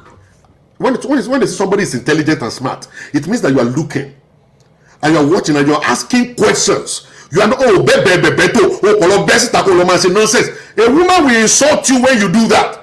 A woman that's been living in Western world, all right, you now took you to a party. Instead of you sitting down where you're supposed to, you are shaking people all around the place. She'll look at you and say, get out. I came into the United States. I've never been here before in my life. I came with only one jeans and 2 shirts and a sneakers. That's all. People that saw me, I listened to them. What do you do? What am I supposed to do? Do this. I say, yes, sir. Thank you, man. Thank you. That was how I was able to blend. And I didn't mingle with Nigerians. I went to mingle with the Americans to be able to learn their ways. Now, any man coming into this place, this is now your wife is here before you. This is that wife supposed to put you in line. Don't get out of that line. That's why I want you to listen to me. I'm listening to you. You are not making your point now. Come on, make the point. No, I'm going somewhere. Breaking. Let's go. We don't have time. Go somewhere. Now, this is the orientation. The orientation is this. You understand that when a man has gotten everything he wants to get, see him as a superwoman. Okay. Superman. Okay. Yeah. Do you understand? Now, as a woman that brought a man to United States, yes, what are you doing to develop that man? You just all what you just told that man is, this is America. It's the woman that works here. A man supposed to sit down at home, wash the plate, take care of the kids. When the wife goes to the work, you should expect your wife in the night 12 hours because he's doing 12-hour shifts and all that. And goes for your wife, the next 1 year. The woman is saying that, okay, sit down at home, wash the place, do whatever, and all kinds of stuff. Take care of the kids. That woman is not. That goes for a year. Now. And at the end of the day, because you are saying that if this man is oriented, if he gets everything he needs to get here, he might turn against you because of your orientation. We are not talking about that. See, you see, your point is still not the point, my brother. When you live in Nigeria, did you go to university in Nigeria when you are living? You are a graduate, for God's sake. Fine. And you married a woman, not a macho man, a woman. All right. I'm a man. Listen to me, sir. I'm a man. All right. A man is a man when it's real. All right, coming into America as a university graduate in Nigeria, I have already watched CNN. I watched DSTV. I see the environment already before coming here. Even though I'm older than you, I'm over 55. All right, so I'm older than you, but I'm still in town. All right, I'm still in town. Now, the issue is this: coming into America, you're supposed to have plans. And your plan's supposed to be written out, and then you put it right in front of your wife. Honey, this is what I'm going to do. This is what I think we should do. This is what I have. This is what I have. The wife will now lay it down to you and say, okay, honey, it's not easy like that in America. Oh. In America, we have to constantly pay bills so that we can maintain this house. We pay every month. So I have to continue to go to school while you stay home. Probably you're going to take a course online, or probably you have to start school, or maybe your green card has not yet arrived, or maybe your citizenship, your green card has not arrived yet. You don't have a social security number yet. Okay, you have to wait for all that. Until you have all that, before we can now say, okay, let's go and do processing. So you have to wait, even 2 years. Sometimes it's 2 years that you have to be home. If a woman is not doing that, what will you do? Then you're supposed to be the one to lay foundation in your home. Don't depend on a woman. Why will you depend on a woman? See, for what reason? When you came, you were looking, right? You have to be very careful. I was what? I was looking where? When you came to United States, you were just looking. I didn't come to meet a woman here. I came by myself. Yeah, it's different. So it's not different. It's not different. It depends on your ability to maintain a woman. Your ability to maintain a woman is what makes all things happen for you. I'm just using this scenario because I have some men that in this. No, it's not. Let those men go and borrow brain. You're supposed to be the one to be able to lay foundation in your home. Even if your wife, if your wife is making more money than you, doesn't mean you're going to be a slave. All right, as a man, you should be able to manage your wife. You should be able to respect your wife. That's the point. You are just saying my point. No. Right? The point is not different from what I've been saying. It is still the responsibility of the man. Management of a woman. Yes. Needs submission. No, it doesn't need submission. It is the man. A woman that wants man to manage her. Oh, you don't get it. You see, don't get it. You see, that man that the wife is making more money than will not become a bully in the house for the woman to submit to him. You see, the man lays the first foundation. It is not the woman that lays the first foundation. It is the man. The man supposed to be the loving, the caring one. Like the question I asked Ola, in the home, who is the head? You. Who's supposed to lay the foundation of the home? You. What is the responsibility of the woman? To follow suit. All right. Now you want the woman to now submit without any foundation? She can't submit without any foundation. You have to lay the foundation first. What kind of foundation are you laying? Being patient for 2 years is good enough. No, sir. You are handicapped. You are handicapped for 2 years. That was why you think you are patient. You are handicapped for 2 years. The man is now making the money. Yes. And you now said, Oni, please, can you set me a business? And she's saying no. We still need to be paying bills. Okay. Maybe bills needs to be paid. Because she wouldn't want you to be liberated. Now, what kind of a man? What kind of business do you want to set up when you are 2 years in America? Tell me the kind of business you want to do. You don't know the system yet. You don't know the system yet. You don't know anything about anything in America yet. You want to start a business in 2 years? It can't work. That's you said smartness. You already been to be smart is not to be dumb. To be smart is there for being dumb. You can't put your money in a business. You don't know the system yet. You have to take your time, pass through the process. 2 years is enough to study the grant. 2 years is not enough to study the grant, my brother. So why do we go to university? You go to university to get education, and that education you now apply to apply that education. I'm in United States for 2 years, and I don't know the look and trainings of United States. Listen. Yeah. Because it takes time. It's a process. Because you're a man. It depends on your mental ability and capacity, and how. Listen to me. It depends on your exposure, the people you mingle with, the books you read, where you go to. That's what it depends on. Pastor Sola, there are some men that are in this situation. Let's liberate them. You see, they themselves need to liberate themselves so that they can develop their husband. I think you need to go and look at that word. A woman should develop her husband. Yes, a man should not. Listen. Is that word? Is that statement? Is that statement? 2 years is enough to liberate. Is that statement? Does that statement sound good? Let me bring somebody in. Let me bring Ola in. Come and listen to that statement. Ola, listen. Ola, listen. That statement. No. Wait. Ola, is that statement good in your ear? No. Wait. Please wait. Okay. Is that statement really? Does it sound well in your own ear? Let the wife. Because you say I don't know anything. Oh, can you just listen, please? Ola, does that statement? I can hear you now. Does that statement sound good in your ear?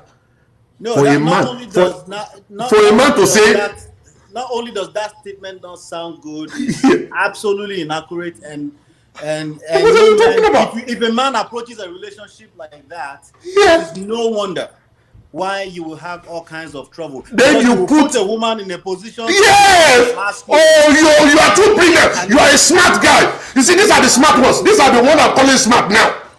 This is the smart one. This is one is smart. Pastor Shola, see. You are not making your point. You are not making your point clear. No, you are not making your point clear. If you want me to balance, I want you to balance this. If you want me to say, let women. No, sorry, wait. If you want me to say, let women, let them help their husbands, it's different. It's different. You see, for women to be. That's not working for 2 years. They just came from Nigeria. Excuse me.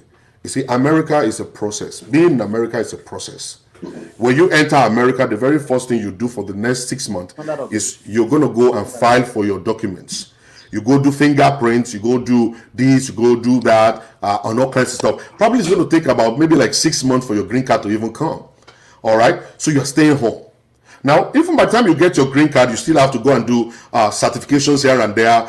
You want to do CNA course, or you want to do security training, just for you to be able to get something doing. All right, you guys don't have kids in the house. If you do have kids in the house, opportunity is there for you to say, okay, honey, you know what? I will do work in the morning. I'll quickly get back so I can stay home with the kid while you are in the hospital doing your nursing, whatever it is that you're doing, because she's the one making the most money right now. Bills must be paid. You understand that you have to think about it. You are not a man now, okay? You are not a man. You're not supposed to be flexing muscle at this time because you don't have what it takes to flex the muscle. So you have to stay where you are and still don't disrespect the woman that is making no money. And you're going to now begin to learn process. After getting your green card, you can't use your certificate from Nigeria to come and get a job here. You can't get nothing. All right. So at that point in time, you now start taking courses online. Take advantage of your staying at home to start taking. I did introduction to law. Within 6 months, I go to America. Introduction to law. I did it on my computer, and I got my license and everything. I didn't pursue it eventually. And gradually, things started working for me. And it took about 3 years for me to even see it. 3 good years for me to see anything good about my life. So we need to take time. Don't rush. Like you said, you have to be patient. All right, because you are supposed to be smart and supposed to make money doesn't mean you have to hurry up and make money. Okay, you have to be smart. And then look at the terrain, look at the city, look at the country. What can I do for money? Then if you want to sell cars, do you know you're supposed to now go and try to educate yourself in buying cars? Where do I go? Which auction can I go to buy the car? Where do I ship it in Nigeria? Who would buy it? How much is shipping? You have to put all that into consideration. You want to open a store. You have to understand what are the certificates, the license I have to get. What are the stuff approval I have to get to be able to open this store? Sometimes the license will take 3 years to come. You can't get a liquor license. You want to open a beer parlor. You can't get a liquor license in America. It takes 2 years for you to get a liquor license. I used to run a hall. I used to have a hall, and I run a hall. I have to take a license per day. Every day I take a license to be able to sell alcohol in my hall. So it takes 2 years to do all that. So starting a business, you have to take it easy. Respect the woman that is making the money. Reference her. Treat her nicely because she's the one trying right now. All right? She's the one trying right now. So at the end of the day, your behavior, your love, your language will make your wife to actually ask you one day and say, honey, what can we do together for you not to be staying at home again? The woman will come and approach you on that. All right? You don't have to say, hey, let the women go and be empowering their husband. It's a wrong word to use. We don't use that kind of a language. We are actually putting the woman now in charge. You can't put the woman in charge and still expect her to submit. Okay, a woman that is on top cannot submit. It is the man that's supposed to be on top for the woman to submit. Even if the woman is making the most money, it doesn't mean that she's on top. You as a man, you are still there, but it's your character that will put you on top. It is not your money. Your money won't put you on top. It's your character that will put you on top. Bible says, love your wife as Christ loved the church. Your character must be the character of Christ himself. That's the point, my brother. Whosoever in this situation and the wife is this, the women, they know more than men. My wife know more than me. I respect that. I'm not, you see, I've been driving this street for the past 10 years. One day my wife told me, said, why don't you take this way? I said, where does it lead to? He said, take it, you see. It was a shortcut. I've been wasting my gas all my life. The woman came from nowhere, showed me the direction. Ever since then, I've been taking that way. I didn't know it myself. I respect her. Women can multitask. They have brain. They are smarter than men. If you don't understand, women, they are smarter than men. They know the future more than us. They can achieve things faster than us. So if you respect your wife, place her where she's supposed to be placed, you will find out it's going to be very easy for your life. You won't be struggling. She will find out secret of things for your life. You won't believe it. So those your friends, tell them, let them calm down. Pastor Shola, I will ask my last question, then I will leave. The last question, Jesus Christ of Nazareth. I have 20 people lined up. Yes. I'm going to say it in Yoruba. Okay, say it. Yeah. It's still the orientation here. Mi le ba ọkùnrin dá nǹkan kan papọ̀. Okay. That's where the problem is coming from. Okay. Torí tó bá ti bọ́kùnrin dá nǹkan kan papọ̀. Tó bá ti lówó tán, girlfriend. Right. And how can you change the orientation from our wives? That's Yeah. where the problem is coming from. No. The problem Even is not after coming you from them. submissive, The you've problem is been not waiting coming. for 2 years, you've For a been doing woman, this and all for a that. woman to mention such, for a woman to mention church, you have given her a reason to think about it. No, that's the orientation No, around, Pastor no, no, Shola. no. If it's the Bobo Salo, that's not the orientation. That's not the orientation at all. At all. You have given her a reason to think like that. If you have been, you say what? Sorry, sir. Patience. He mentioned patience earlier. Yeah. You know, I think there shouldn't be. What I want to say is really just hard on top of patience and the submission he mentioned. Yeah. A man cannot afford to have limitations to his patience. When you choose to be in a relationship with a woman, especially in a marriage, you have to have infinite patience. You have to really demonstrate that. It will be tested too. You have to demonstrate indefinite, like forever patience, and it will pay off. The second thing is that stop looking at submission like it's some kind of right or duty. You have to earn submission. You have to earn it. It's a byproduct of a behavior of a man. If you even if the woman fell out of heaven and she started disrespecting instantly, right? You are already given power to behave in certain ways to make a woman submit without telling how she has to submit. It has to come. Is meant. Are you a Nigerian? Are you a Nigerian? Nigerian, sir. No. You are not talking like a Nigerian man. No, but I didn't wake up like this too. I had to learn. I think they teach us. We were raised kind of a little twisted wrongly.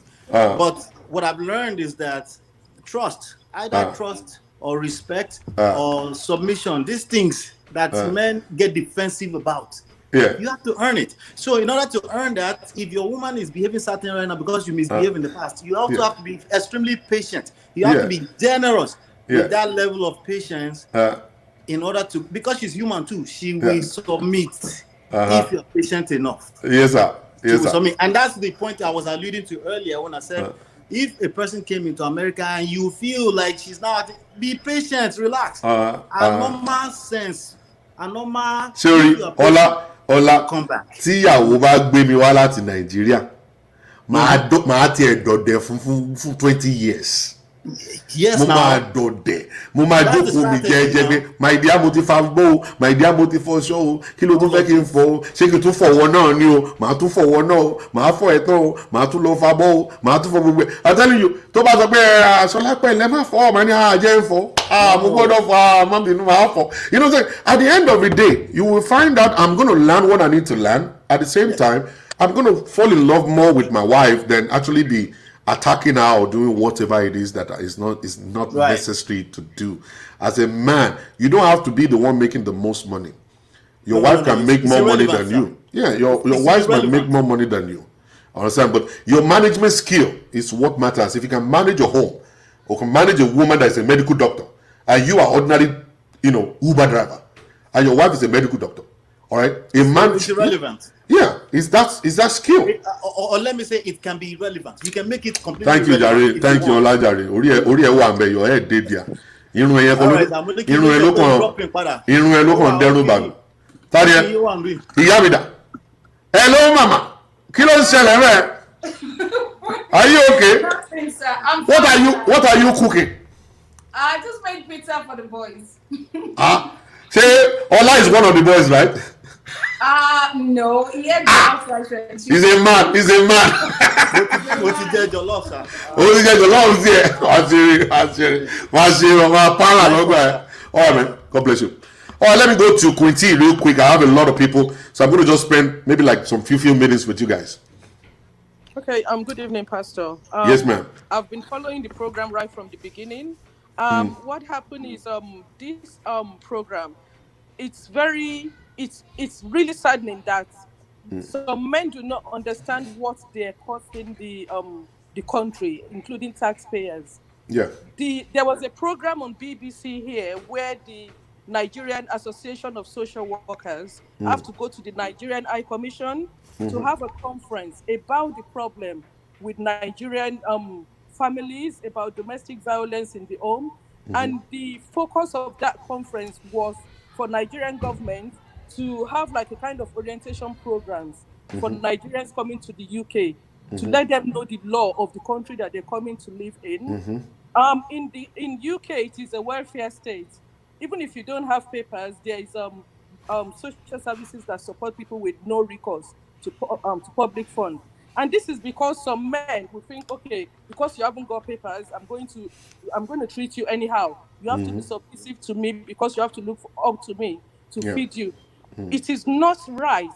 They will capitalize on the child benefits that the government is paying this woman. The government work out tax benefits so that the children don't live in poverty, so that they have basic needs. But this man will calculate that money to add to the money to build house in Nigeria, and these children are starving. So this is why there is problem. When the woman start knowing that, oh, hang on, this money is for my children, the child tax element of it is for me to be able to buy clothes, buy shoes for my children, and you still want to take that money off that woman, then there's problem. And then you say, oh, the women in diaspora, they're abusive. They're not abusive, but you're taking the right, you're not giving them the rights, you're not supporting them. The government is supporting them, and yet you're still wanting to take that. So that is the main root of the cause, because we see it every time here in UK. So that is what Jesus. so that is just my contribution. Thank you very much, my sister. God Okay, bless you. Pastor. Yeah, I want to quickly just respond to Imafindo Ayemere. Doctor, please let's emphasize that there are some women that are highly selfish. Of course, we agree to that. There are some women that are selfish. If you are so lucky to marry one of them, it's actually your fault. And I've been saying this many times, it's your fault as a man. If you marry someone that is selfish as a wife, that is your fault, okay? All right, let me go to Omo Bishop. How are you doing today? Fine, how are you, sir? We're good. All right, so you want to make a point? Yes, sir. Thank you for allowing me to join your conference. I really appreciate it. And thank you for what you're doing. Without God. We really appreciate you, sir. Yeah. But sir, I would like to put a new dimension to what you're saying. Okay. Number one, when I first came to United States, Yeah. the first thing that first struck me was I noticed that I would generalize this, put it in two countries. Okay. I noticed that the white populace, the Caucasian, the divorce rate among them, because I live in south of the United States, Alabama. I noticed that the divorce rate was low. In African America, which Nigerians or every other people, blacks are included, it's high. Yeah. So I begin to wonder, why is it that we have a high divorce rate in blacks and we have a low divorce rate in whites? You know, I begin to like, okay, what's happening? Why is it that we are having this thing? Yes. And what struck me was, one thing that struck me was that I think, like you said, there's something about what you said which is very important. Wife, respect your husband. Husband, love your wife, which is in the Bible, which is very, very important. I think in our home, we need that more of that, which I don't. It might be there, you know, sometimes we might not, I don't know. There are other things which I notice is African American or Nigerian American. We try to take this culture of feminism to the extreme. Which I think, I'm not saying that we should not, you know, man, woman, don't have equal rights. Should be like that. You should love your wife. You should do the best for you. But at the same time, you should not take it out of context. Again, one thing that I noticed again was this. Your audio is cracking. Your audio is cracking. We're not hearing you clearly. Your audio. Hello, can you hear me? Can you hear me? Hello. Can you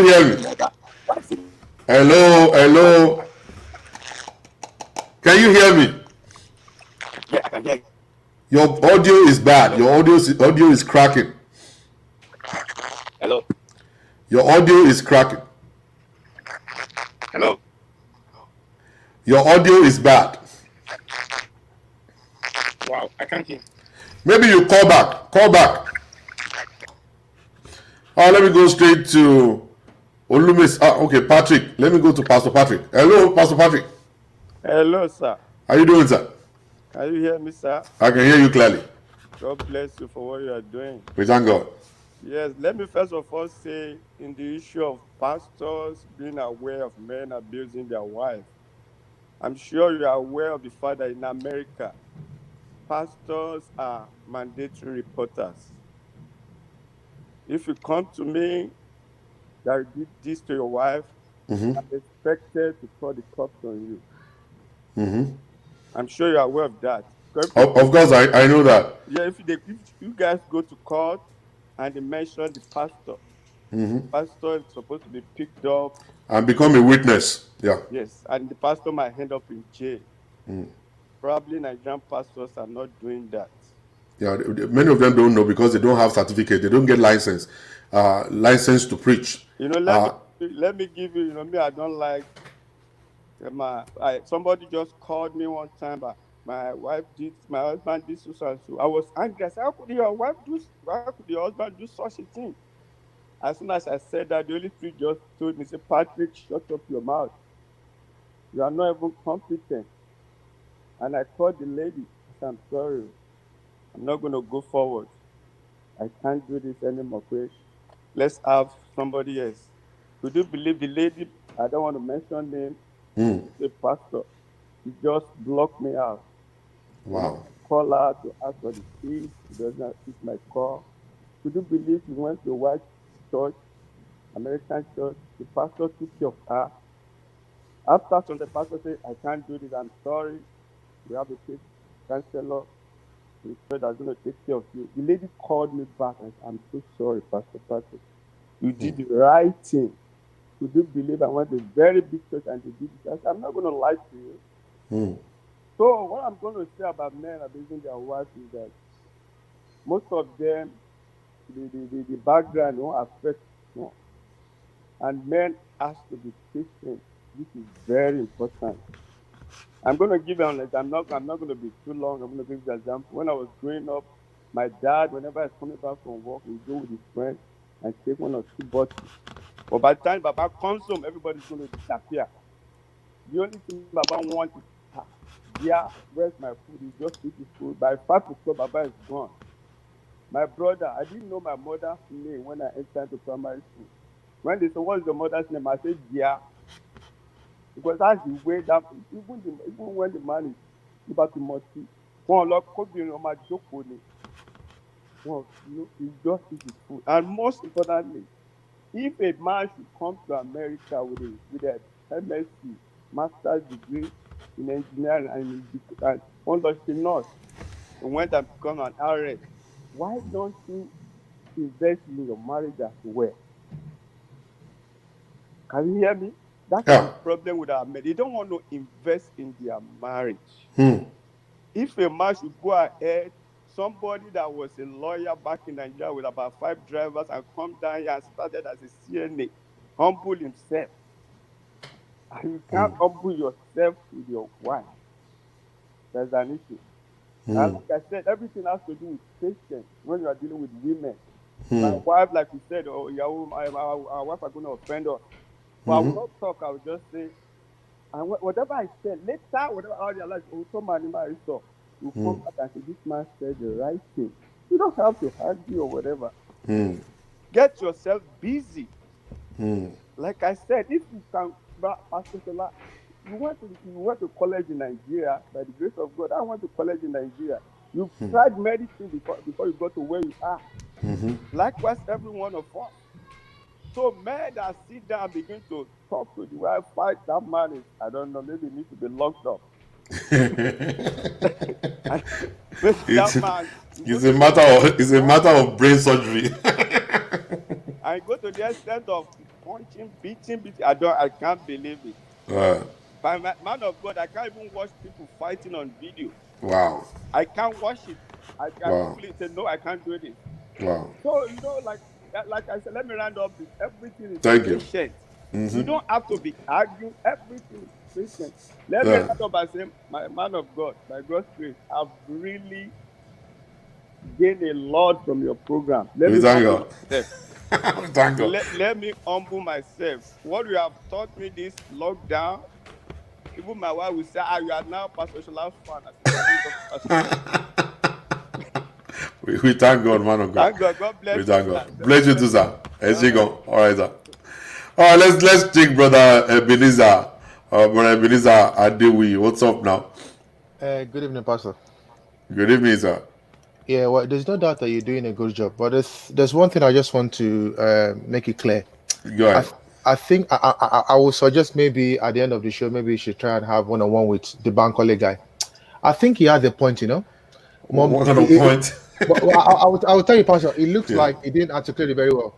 I have an example here in the UK. I know the Yeah. woman that brought the husband from Nigeria to the UK. The husband is a medical doctor. Okay. The woman didn't allow this woman to do medical exam, thinking that he was going to have money more than him. There are Okay. so many good men. Thank God for us that have Yeah. good women, but there are some Yeah. other women that are also selfish. So we Okay. need to balance situations. That guy has a point. Uh-huh. It's not, we can't generalize Now, and say, we can't generalize and say all women are wicked. Brother There are Ebenezer, some, Brother there are Ebenezer, some of them Brother are Ebenezer, very, very wicked. Brother Ebenezer, Brother Yes, Ebenezer. Pastor. Now, maybe I'm a different guy. Okay. Maybe, yeah, maybe. The high or the angle that I look at a man as a man with a heavy stature, a man with a baritone voice, a man with a will, a man who is smart, that knows exactly what he wants to get from life. That's how I see a man. When you talk about a man, that's the picture of a man I see. All right. Now, and then a well-educated man, being a medical doctor coming in. I looked at the whole situation as in like, I cannot be in that relationship as I am. All right. For me to marry a woman, and then she will now bring me to America or bring me to Europe, and then we sit down, we talk, and then the woman will now decide to do that to me, brother.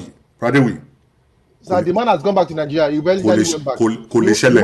The man has gone back. He went back. Koleshele. Now, that woman is a wrong wife. Well, okay, I wanted to see one point. The point I wanted to see is this. Either which way you take it, it's still the fault of the man. You are the one that saw that kind of a woman and married such a woman. Maybe he married the woman because the woman is actually a citizen of UK. No. They've been married for years. All right. Okay. Very good. At the beginning, the woman was not selfish, right? No. The man came. The woman didn't allow. My question is this: they've been married for 30-something years, or how many years do you say they are married? Yeah, they've been married for over 30 years. Yeah. So the woman was good all the way for 30-something years. No. The man used to come to UK, and go back. At some point, they were like, okay, maybe the man should settle and can't do the medical exam. My brother, something happened in that relationship that you don't know. Yeah, but the point I'm trying to say, I think the point the guy is trying to stress is, we have so many good women, but there are some other women that are very, very selfish. Yeah. Those ones are just percentage. It's just like when you say men are being abusive. The men that are being abusive in relationships, there's also only 2% compared to 98% of women. That's right. So when you want to actually talk about things, you talk about the majority. You don't talk about the ones that are the minority. I understand there are some sissy men that remain in abusive relationship. They are sissy. A real man won't remain in abusive relationship. A real man will walk away and go and marry another person. I'm telling you. So the percentage of bad women and selfish women compared to good women that are suffering, sir, is very, very minute. Very minute. And that's the issue right there, my brother. You see, when we now say, okay, we want to start taking care of the ones that are the minority, and that's what is happening in America.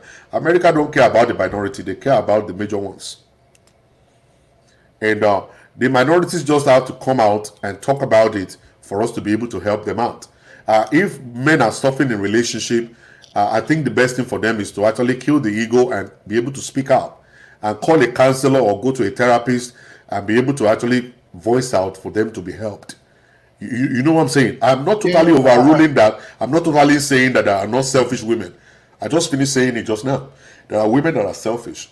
All right? But if you marry one of them, it's because you actually didn't check well before marriage. Yeah, no, I mean, it's about understanding. I mean, when my wife when my wife came in, I came in from my wife. When my wife went to uni, studied for 3 years. Well, Yeah. a lot of guys think, this guy is mad. Though. Why would he go and pay that expensive fee? But look, Yeah. my wife is part of me, is my investment. So if I have if I'm a chartered accountant, I have MSc, I have BSc, Yeah. then my wife must have the same thing, even if she's even more than me. So Yeah. but it's about the man and the woman anyway. It's about When your wife bought you the book, those books that you read, did you yeah. say, "Get out of here, you stupid idiot"? Are you telling me I don't know what I'm doing? No, I will never call my wife stupid No, idiot. no, no, no, She's no. part of me. She's I part of me. understand. I understand, my brother. Because of your humility, you accepted the books, you read through, and now this is who you have become. You see, some men will not agree to that. They don't even want to read. I don't want to read over change. They don't want to read at all. And if it's coming from a woman, they don't want to. They say, "Oh, bring last. And that's where the problem is. And they don't know that I'm trying to help them. If I decide to change the music right now and just focus on the 2% and say, okay, there are crazy women, and I'll start scolding all women because of the 2%, at the end of the day, you will find out that many women will continue to be in abusive relationship. If you see a lot of letters that are coming to me of men telling me, "Pastor, I've been watching your show and this has been changing my orientation about marriage. I just so much thank you." A woman just wrote me recently of the husband husband came into the bedroom to prostrate and say, "My dear, and stuff like that. This stuff is working. This stuff is working big time. I mean, which is what we are praying for. We're all praying We that can't continue to do it the regular way. We have to do it in the abnormal way to get the result. And to get the result, the pastors have been doing it all these years. It didn't change. All right. We'll be quoting scripture all this while men don't listen. All right. But this time around, it's working. It's working. My brother, thank you very much for calling. Let's. All right. And let me go to brother Olufemi. Olufemi. Hello, sir. What's up? Good, I still have Mr. Kenneth. I still have brother David. I still have brother Oluwole in the house. I'm going to be meeting with you guys in a short while. All right, brother Femi. Okay, thank you so much for the enlightenment, and it's very good to see that we're speaking up, and we know that women are very vulnerable in the society. Yeah. And the more we speak out, the more it becomes better. Yeah. The most important thing is to understand that we are supposed to be humble.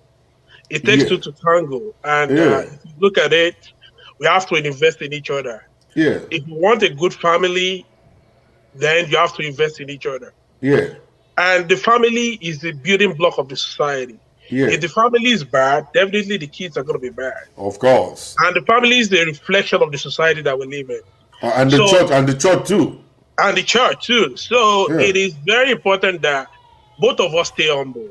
The woman can have an edge over you, but the most important thing is that to understand that is a process, just the way you said it. That is a process.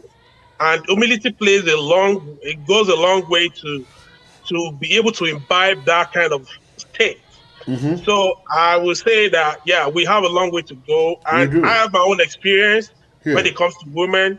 But, not everybody have different stories. Yeah. The most important thing is to come to reconciliation. Mm-hmm. That this is what I want. Mm-hmm. And this is where you want to go from there. You want to go from there. You can learn from your past. Yeah. But you cannot, the future is coming. Mm-hmm. So if you invest in the future, this is what you want. But you cannot change the past. The past is gone. But you can only change the future. You can only go ahead and look at the future. Yeah. So it is very important that then we grow. We grow together. We grow together. You will change. She will change. She will change. You will change. Now, somebody mentioned something. I know. I actually wish that brother would come back. That the rate of divorce among black people, including Nigerians, is actually very high compared to the Caucasian and the white people. And you see, when you look at white people, you see the husband opening the door for the wife. Have you seen that? Yes, sir. All right. You will find out that when they go to the supermarket, the man will pick up the old bags and let the wife just walk, and then you will open the door, and the woman will just get in and all kinds of stuff. And how many Nigerian man feel open door for a wife? We don't get time. We go say that's a waste of time. Now, we don't get that time. That's why at the age of 78, you will see an old woman driving a 79-year-old man, the husband. The man is bending like this now. because the man already served the woman for over 70 years. So the woman now at the age of 75 is now driving the 79-year-old man everywhere. Okay? Yeah. African men don't want to serve their wife. They want the woman to serve until she will die. All right? White American will be the one to open door, to carry the groceries. They even cook. Their food is not that much. Their food is grilled. They grill it. They put this up. It's not. It's leaf. Leaf. They eat leaf. You see them everywhere together. You see them here. They go over there together and all kinds of. I'm not saying they don't cheat. There are some of them that cheat, but majority of them, that's the way they walk. All right, that's the way they walk. All right. Thank you very much, Brother Femi, for coming. Thank you. Have a God good bless day. you. All right, man. All right, let me go to Brother David. Brother David Olumese, all the way from Lagos, Nigeria. What's up, man? What's up? Yeah. What's up, Pastor Shola? How you doing? I did. I'm coming to Mr. Oluwale. Please hold on there. I'll be coming to you. Well, let me just say another banger from you this evening. Bottom line, women, we need to step up. We need to behave ourselves. And we need to just do better for our women. Our women are our duty. We need to protect our women. We need to empower our women. We need to trust our women. So that's just the bottom line. Then lastly, men, please join the Men Clubhouse. It's important for us to join the platform. It's for us to keep having these conversations, to be better men, to edify one another, and to make sure that we lift up one another. Brother David, you know what I love you guys are doing? What you guys are doing, I just wanted to release it out to let them see. Because I was there this afternoon when you guys are talking about there are different kind of businesses you can set up. Let us first of all know the kind of business you are doing. What are you doing? And people started introducing themselves. As like, this is what I do, this is what I do. Somebody said I'm a real estate kinikon, and this, and everybody was posting it there. So I found that, you see, that's a good stuff to start. That if at the end of the day, if we are able to influence ourselves, we start making money together, then we start talking about relationship and all that stuff, we are all going to be better people. Better people. All right. All right. So I love that. Thank you, my dear brother. God bless you. I really appreciate you, man. All right. Now let me go to Brother Oluwole. How you doing, sir? I'm fine, sir.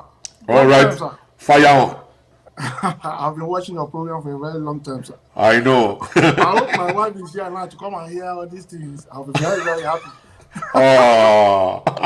But I'm here in Holland here. So, okay. She will soon join us this year by Christmas. Okay. After the Koro is gone. Okay. Yeah. So what really happened is that I have my own issues too. But we really need to have patience for women. Really, really patient, because without patience, we cannot hold on with them. You can't. Yeah, exactly. Because when we say that this one is not good, that one is not good, how are you going to cope? So in life, we have to be very, very careful. Because I'm very happy for my wife to have money more than me. Why not? Why not? I mean, I don't agree here now. We're going to stay there together. Ọkùnrin réjò. Obìnrin réjò. Obìnrin péjò. Kéjò yá máa ti lọ. You know, my mother did remote control. Mo lé mi pé CNN ni o. Ẹgbàá mi o. You know what I'm saying? Gbọ́dọ̀ kọ̀ fẹ́ sọ nìyẹn, inú mi dùn gidi gan. Tó bá dé láti fi ṣe màá dẹ̀ ní màá di o gbọ́dọ̀ fẹ́ ṣe kọ́lẹ̀. Máa gbé máa gbé wọnú bathroom lọ, máa bá wẹ̀ fúnra mi, máa tún gbé sórí bed, máa bá gbogbo àwọn cream pa gbogbo body, máa gbé lọ dining table. Ọ̀rọ̀ máa ṣe nìyẹn. Okay, bàbá, èmi nìkan wọ àmì ìsìn pẹ̀lú ọmọ mẹ́ta. Yes. Ọwọ́ ti tẹ Mr. Oluwole. You will appreciate her now. You will appreciate her with all this. Of course. Yeah, you appreciate her. You will really appreciate her. I'm telling you. She's really trying. It's only they have their own attitude at times. They do. You see, you are a real man because you are able to identify they do have attitude. They do. That's why they call them women. Yes, all right? Exactly. That's why they call them women. You know, and the real responsibility as the man is to love them. Of course, sir. I have a friend in Nigeria before I came to this place. There was a day he came to visit me in my apartment. Yes. He said, "Why is your wife behaving like this? You are supposed to say this." And that one is even hearing. Yeah. Most of them are, you have two wives. And you're telling me this, I'm only single one. I'm not ready to mingle with anyone. So whenever when the man left, I heard everything this man is saying. I said, forget about that. It's allergy. Baba, it is a woman that killed that man. Because you need to have patience. Patience for women. One is okay for God's sake. Yeah, what are you looking for? Trust me. What exactly are you looking for? And it's GBT Danny? Only GBT. Yeah. It's just GBT. Ezra, there are some friends that I've seen that they die in the area of women. They will? Because they will never satisfy with one. I don't know why. You know, there was a man that died sometimes ago. He died of magun. I see. And now the person that put the magun there actually is not the husband of the woman. Wow. The person that put the magun there is another concubine. That put the magun there. The man wants to kill the husband. Now you went and enter into it, so you now took the equal of the husband and then you died. You know what I'm saying? What are you looking for? And you see, sometimes when I look at women like this and they say, Pastor Shala, the very first thing that will take my head like a Mickey was shaking, like ikú pamiti. Ọlọ́run yẹ kó máa pè mí ní ikú pamiti. Ọ̀sán láti sọ bọ́ mi gbọ́sọ̀ àwọn ọmọ òwú ẹ̀ mo kọ́ wẹ̀ pé ìwọ̀ ó sí. Wọ́n gbà èmi kọ́ mi ò lè kú. Wọ́n gbé sórí pé wọ́n fi mágùn sí i, o lè rí lórí ẹ̀ pé mágùn wà mẹ́. You can't see it there. Thank you, sir. God bless you, my brother.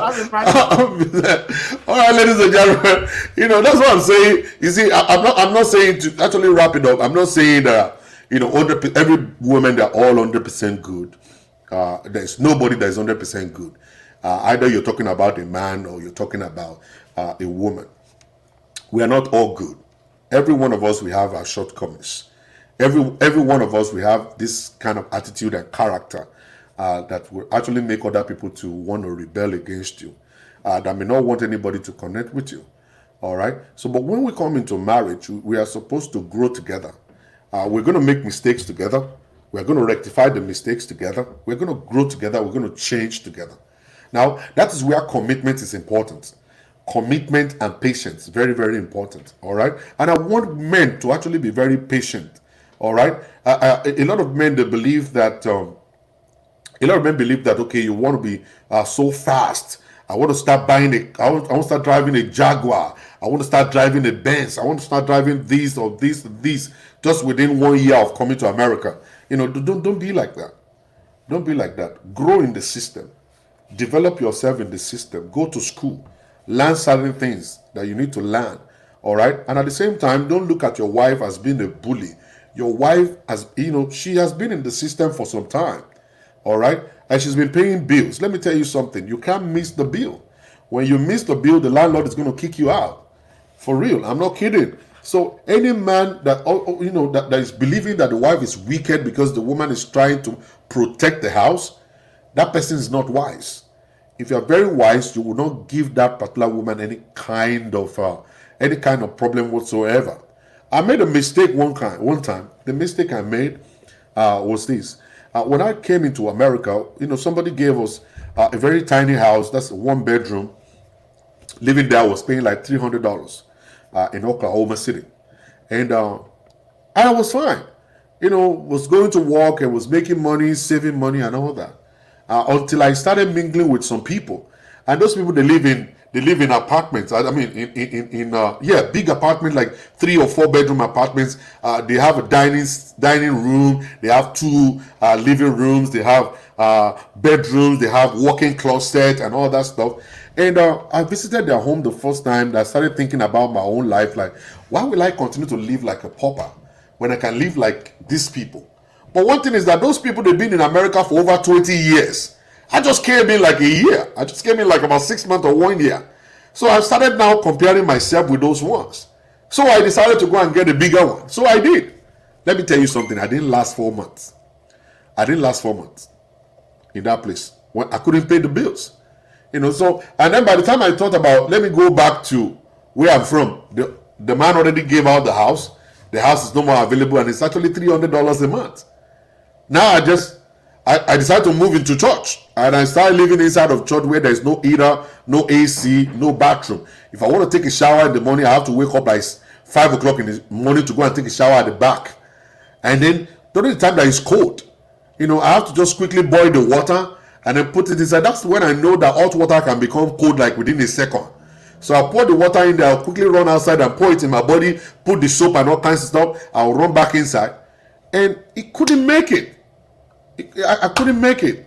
All right, I'll go to work and everybody will say, "Oh, I don't think your deodorant is good, Shola. Shola, your deodorant is not good." And they want him more baby away. Understand? Understand? So and it took a long time for me to actually get back on my feet.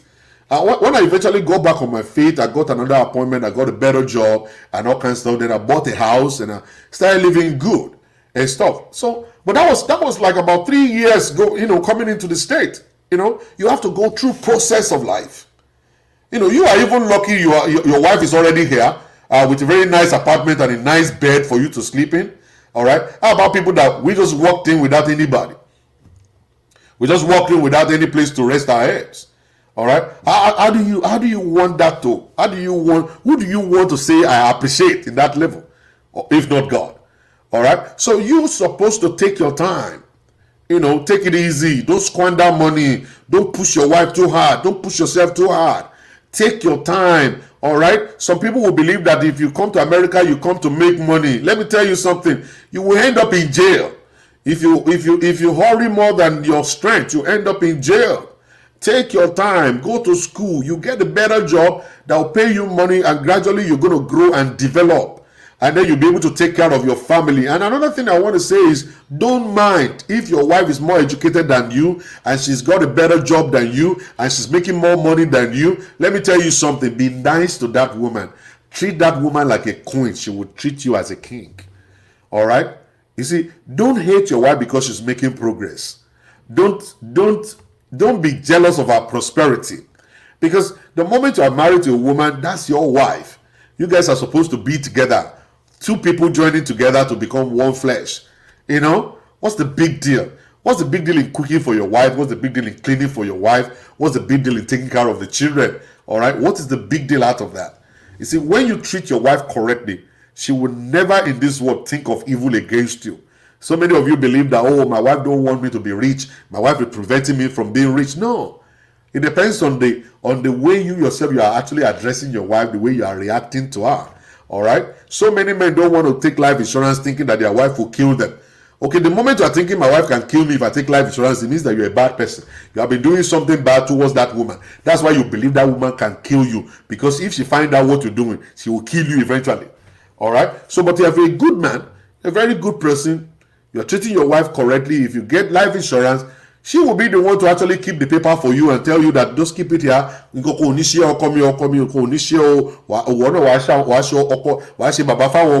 She will pray for you. She will pray for you. She doesn't have any reason to kill you untimely. Women don't want to part with their husband. They don't want to live a lonely life. They want you to be available forever. So why will she kill you if you're a good man? A good man cannot be killed. Nobody's going to think about killing such a man like that. They will even die for you. All right? So it's about your character and your attitude. If you can calm down. It's not like you're actually going to be a slave of your wife. Even if you're a slave, you're a servant of your wife. Yeah, be the servant of your wife. I said it before. What is the big deal about you being the servant of your wife?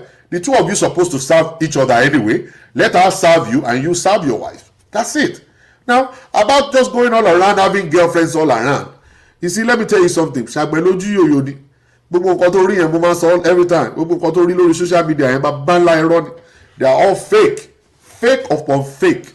And it's vanity upon vanity. It's later down the road you find out that they have fooled you. You must have spent all your money.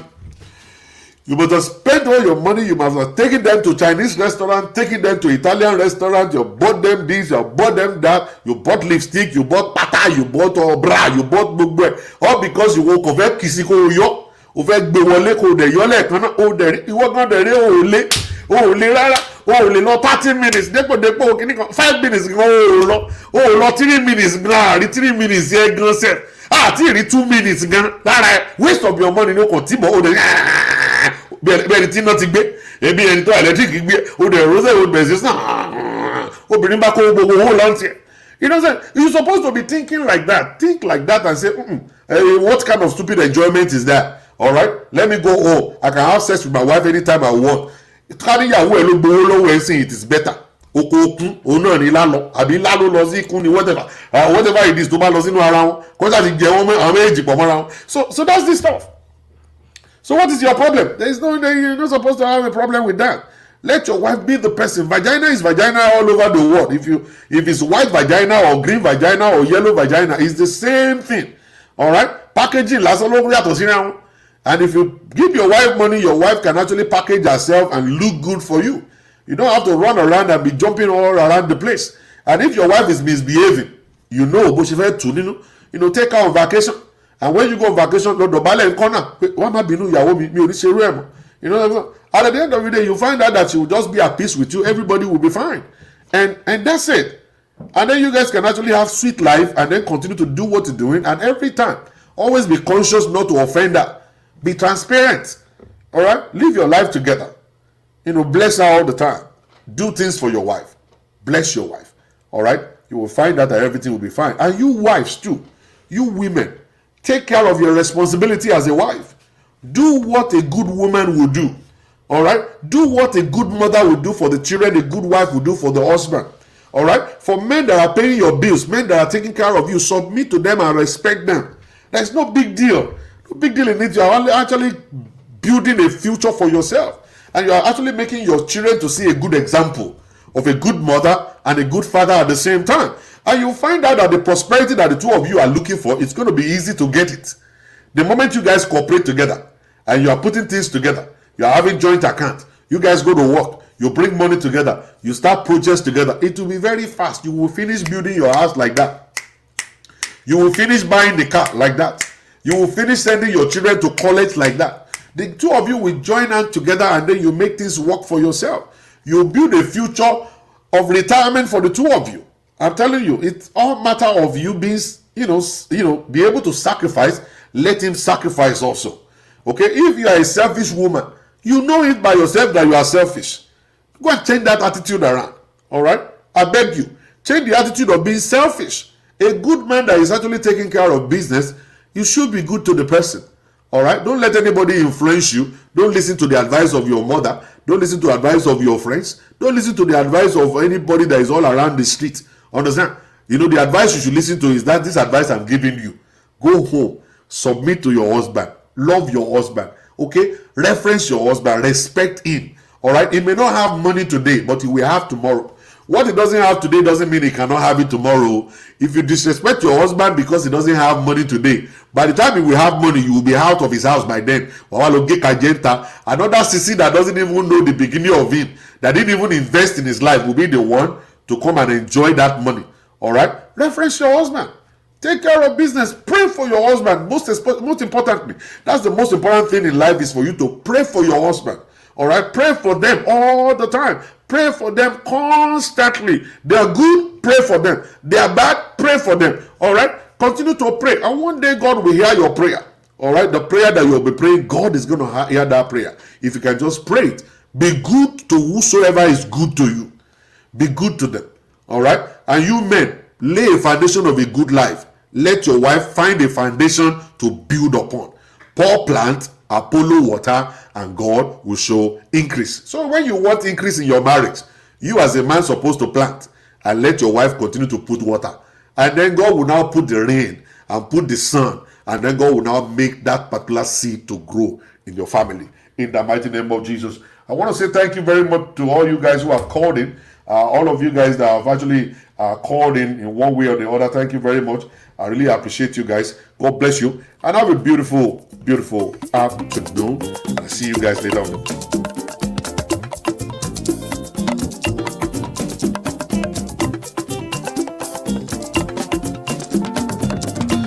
Ìbà f'Olúọ̀run, ìbà f'Ẹlẹ́dùmarè.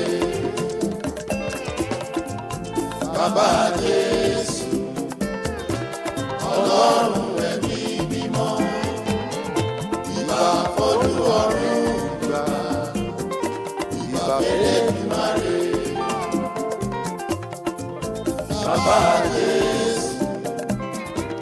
Ọlọ́run ẹ̀mí mímọ́.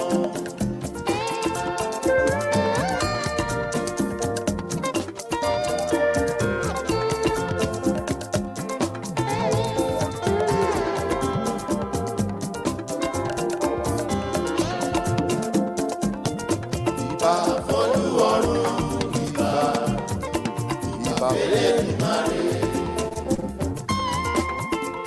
Bàbá Jésù. Ọlọ́run ẹ̀mí mímọ́. Ìbà f'Olúọ̀run, ìbà f'Elédùmarè. Bàbá Jésù. Ọlọ́run ẹ̀mí mímọ́.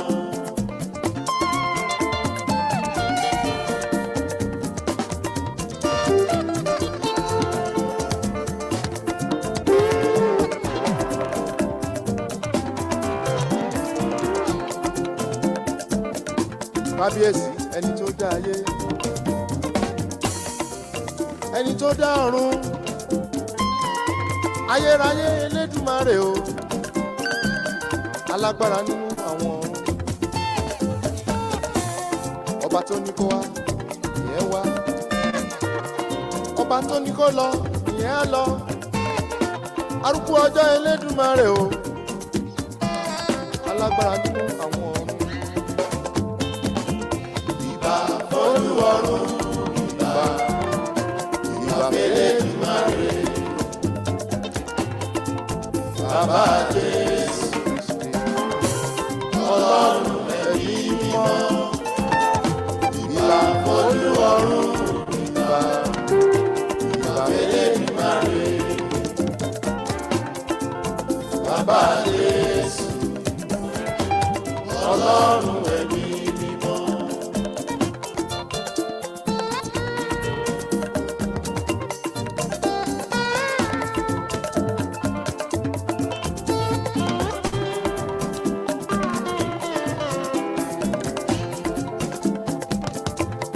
Arúgbó ọjọ́ ẹni ayérayé.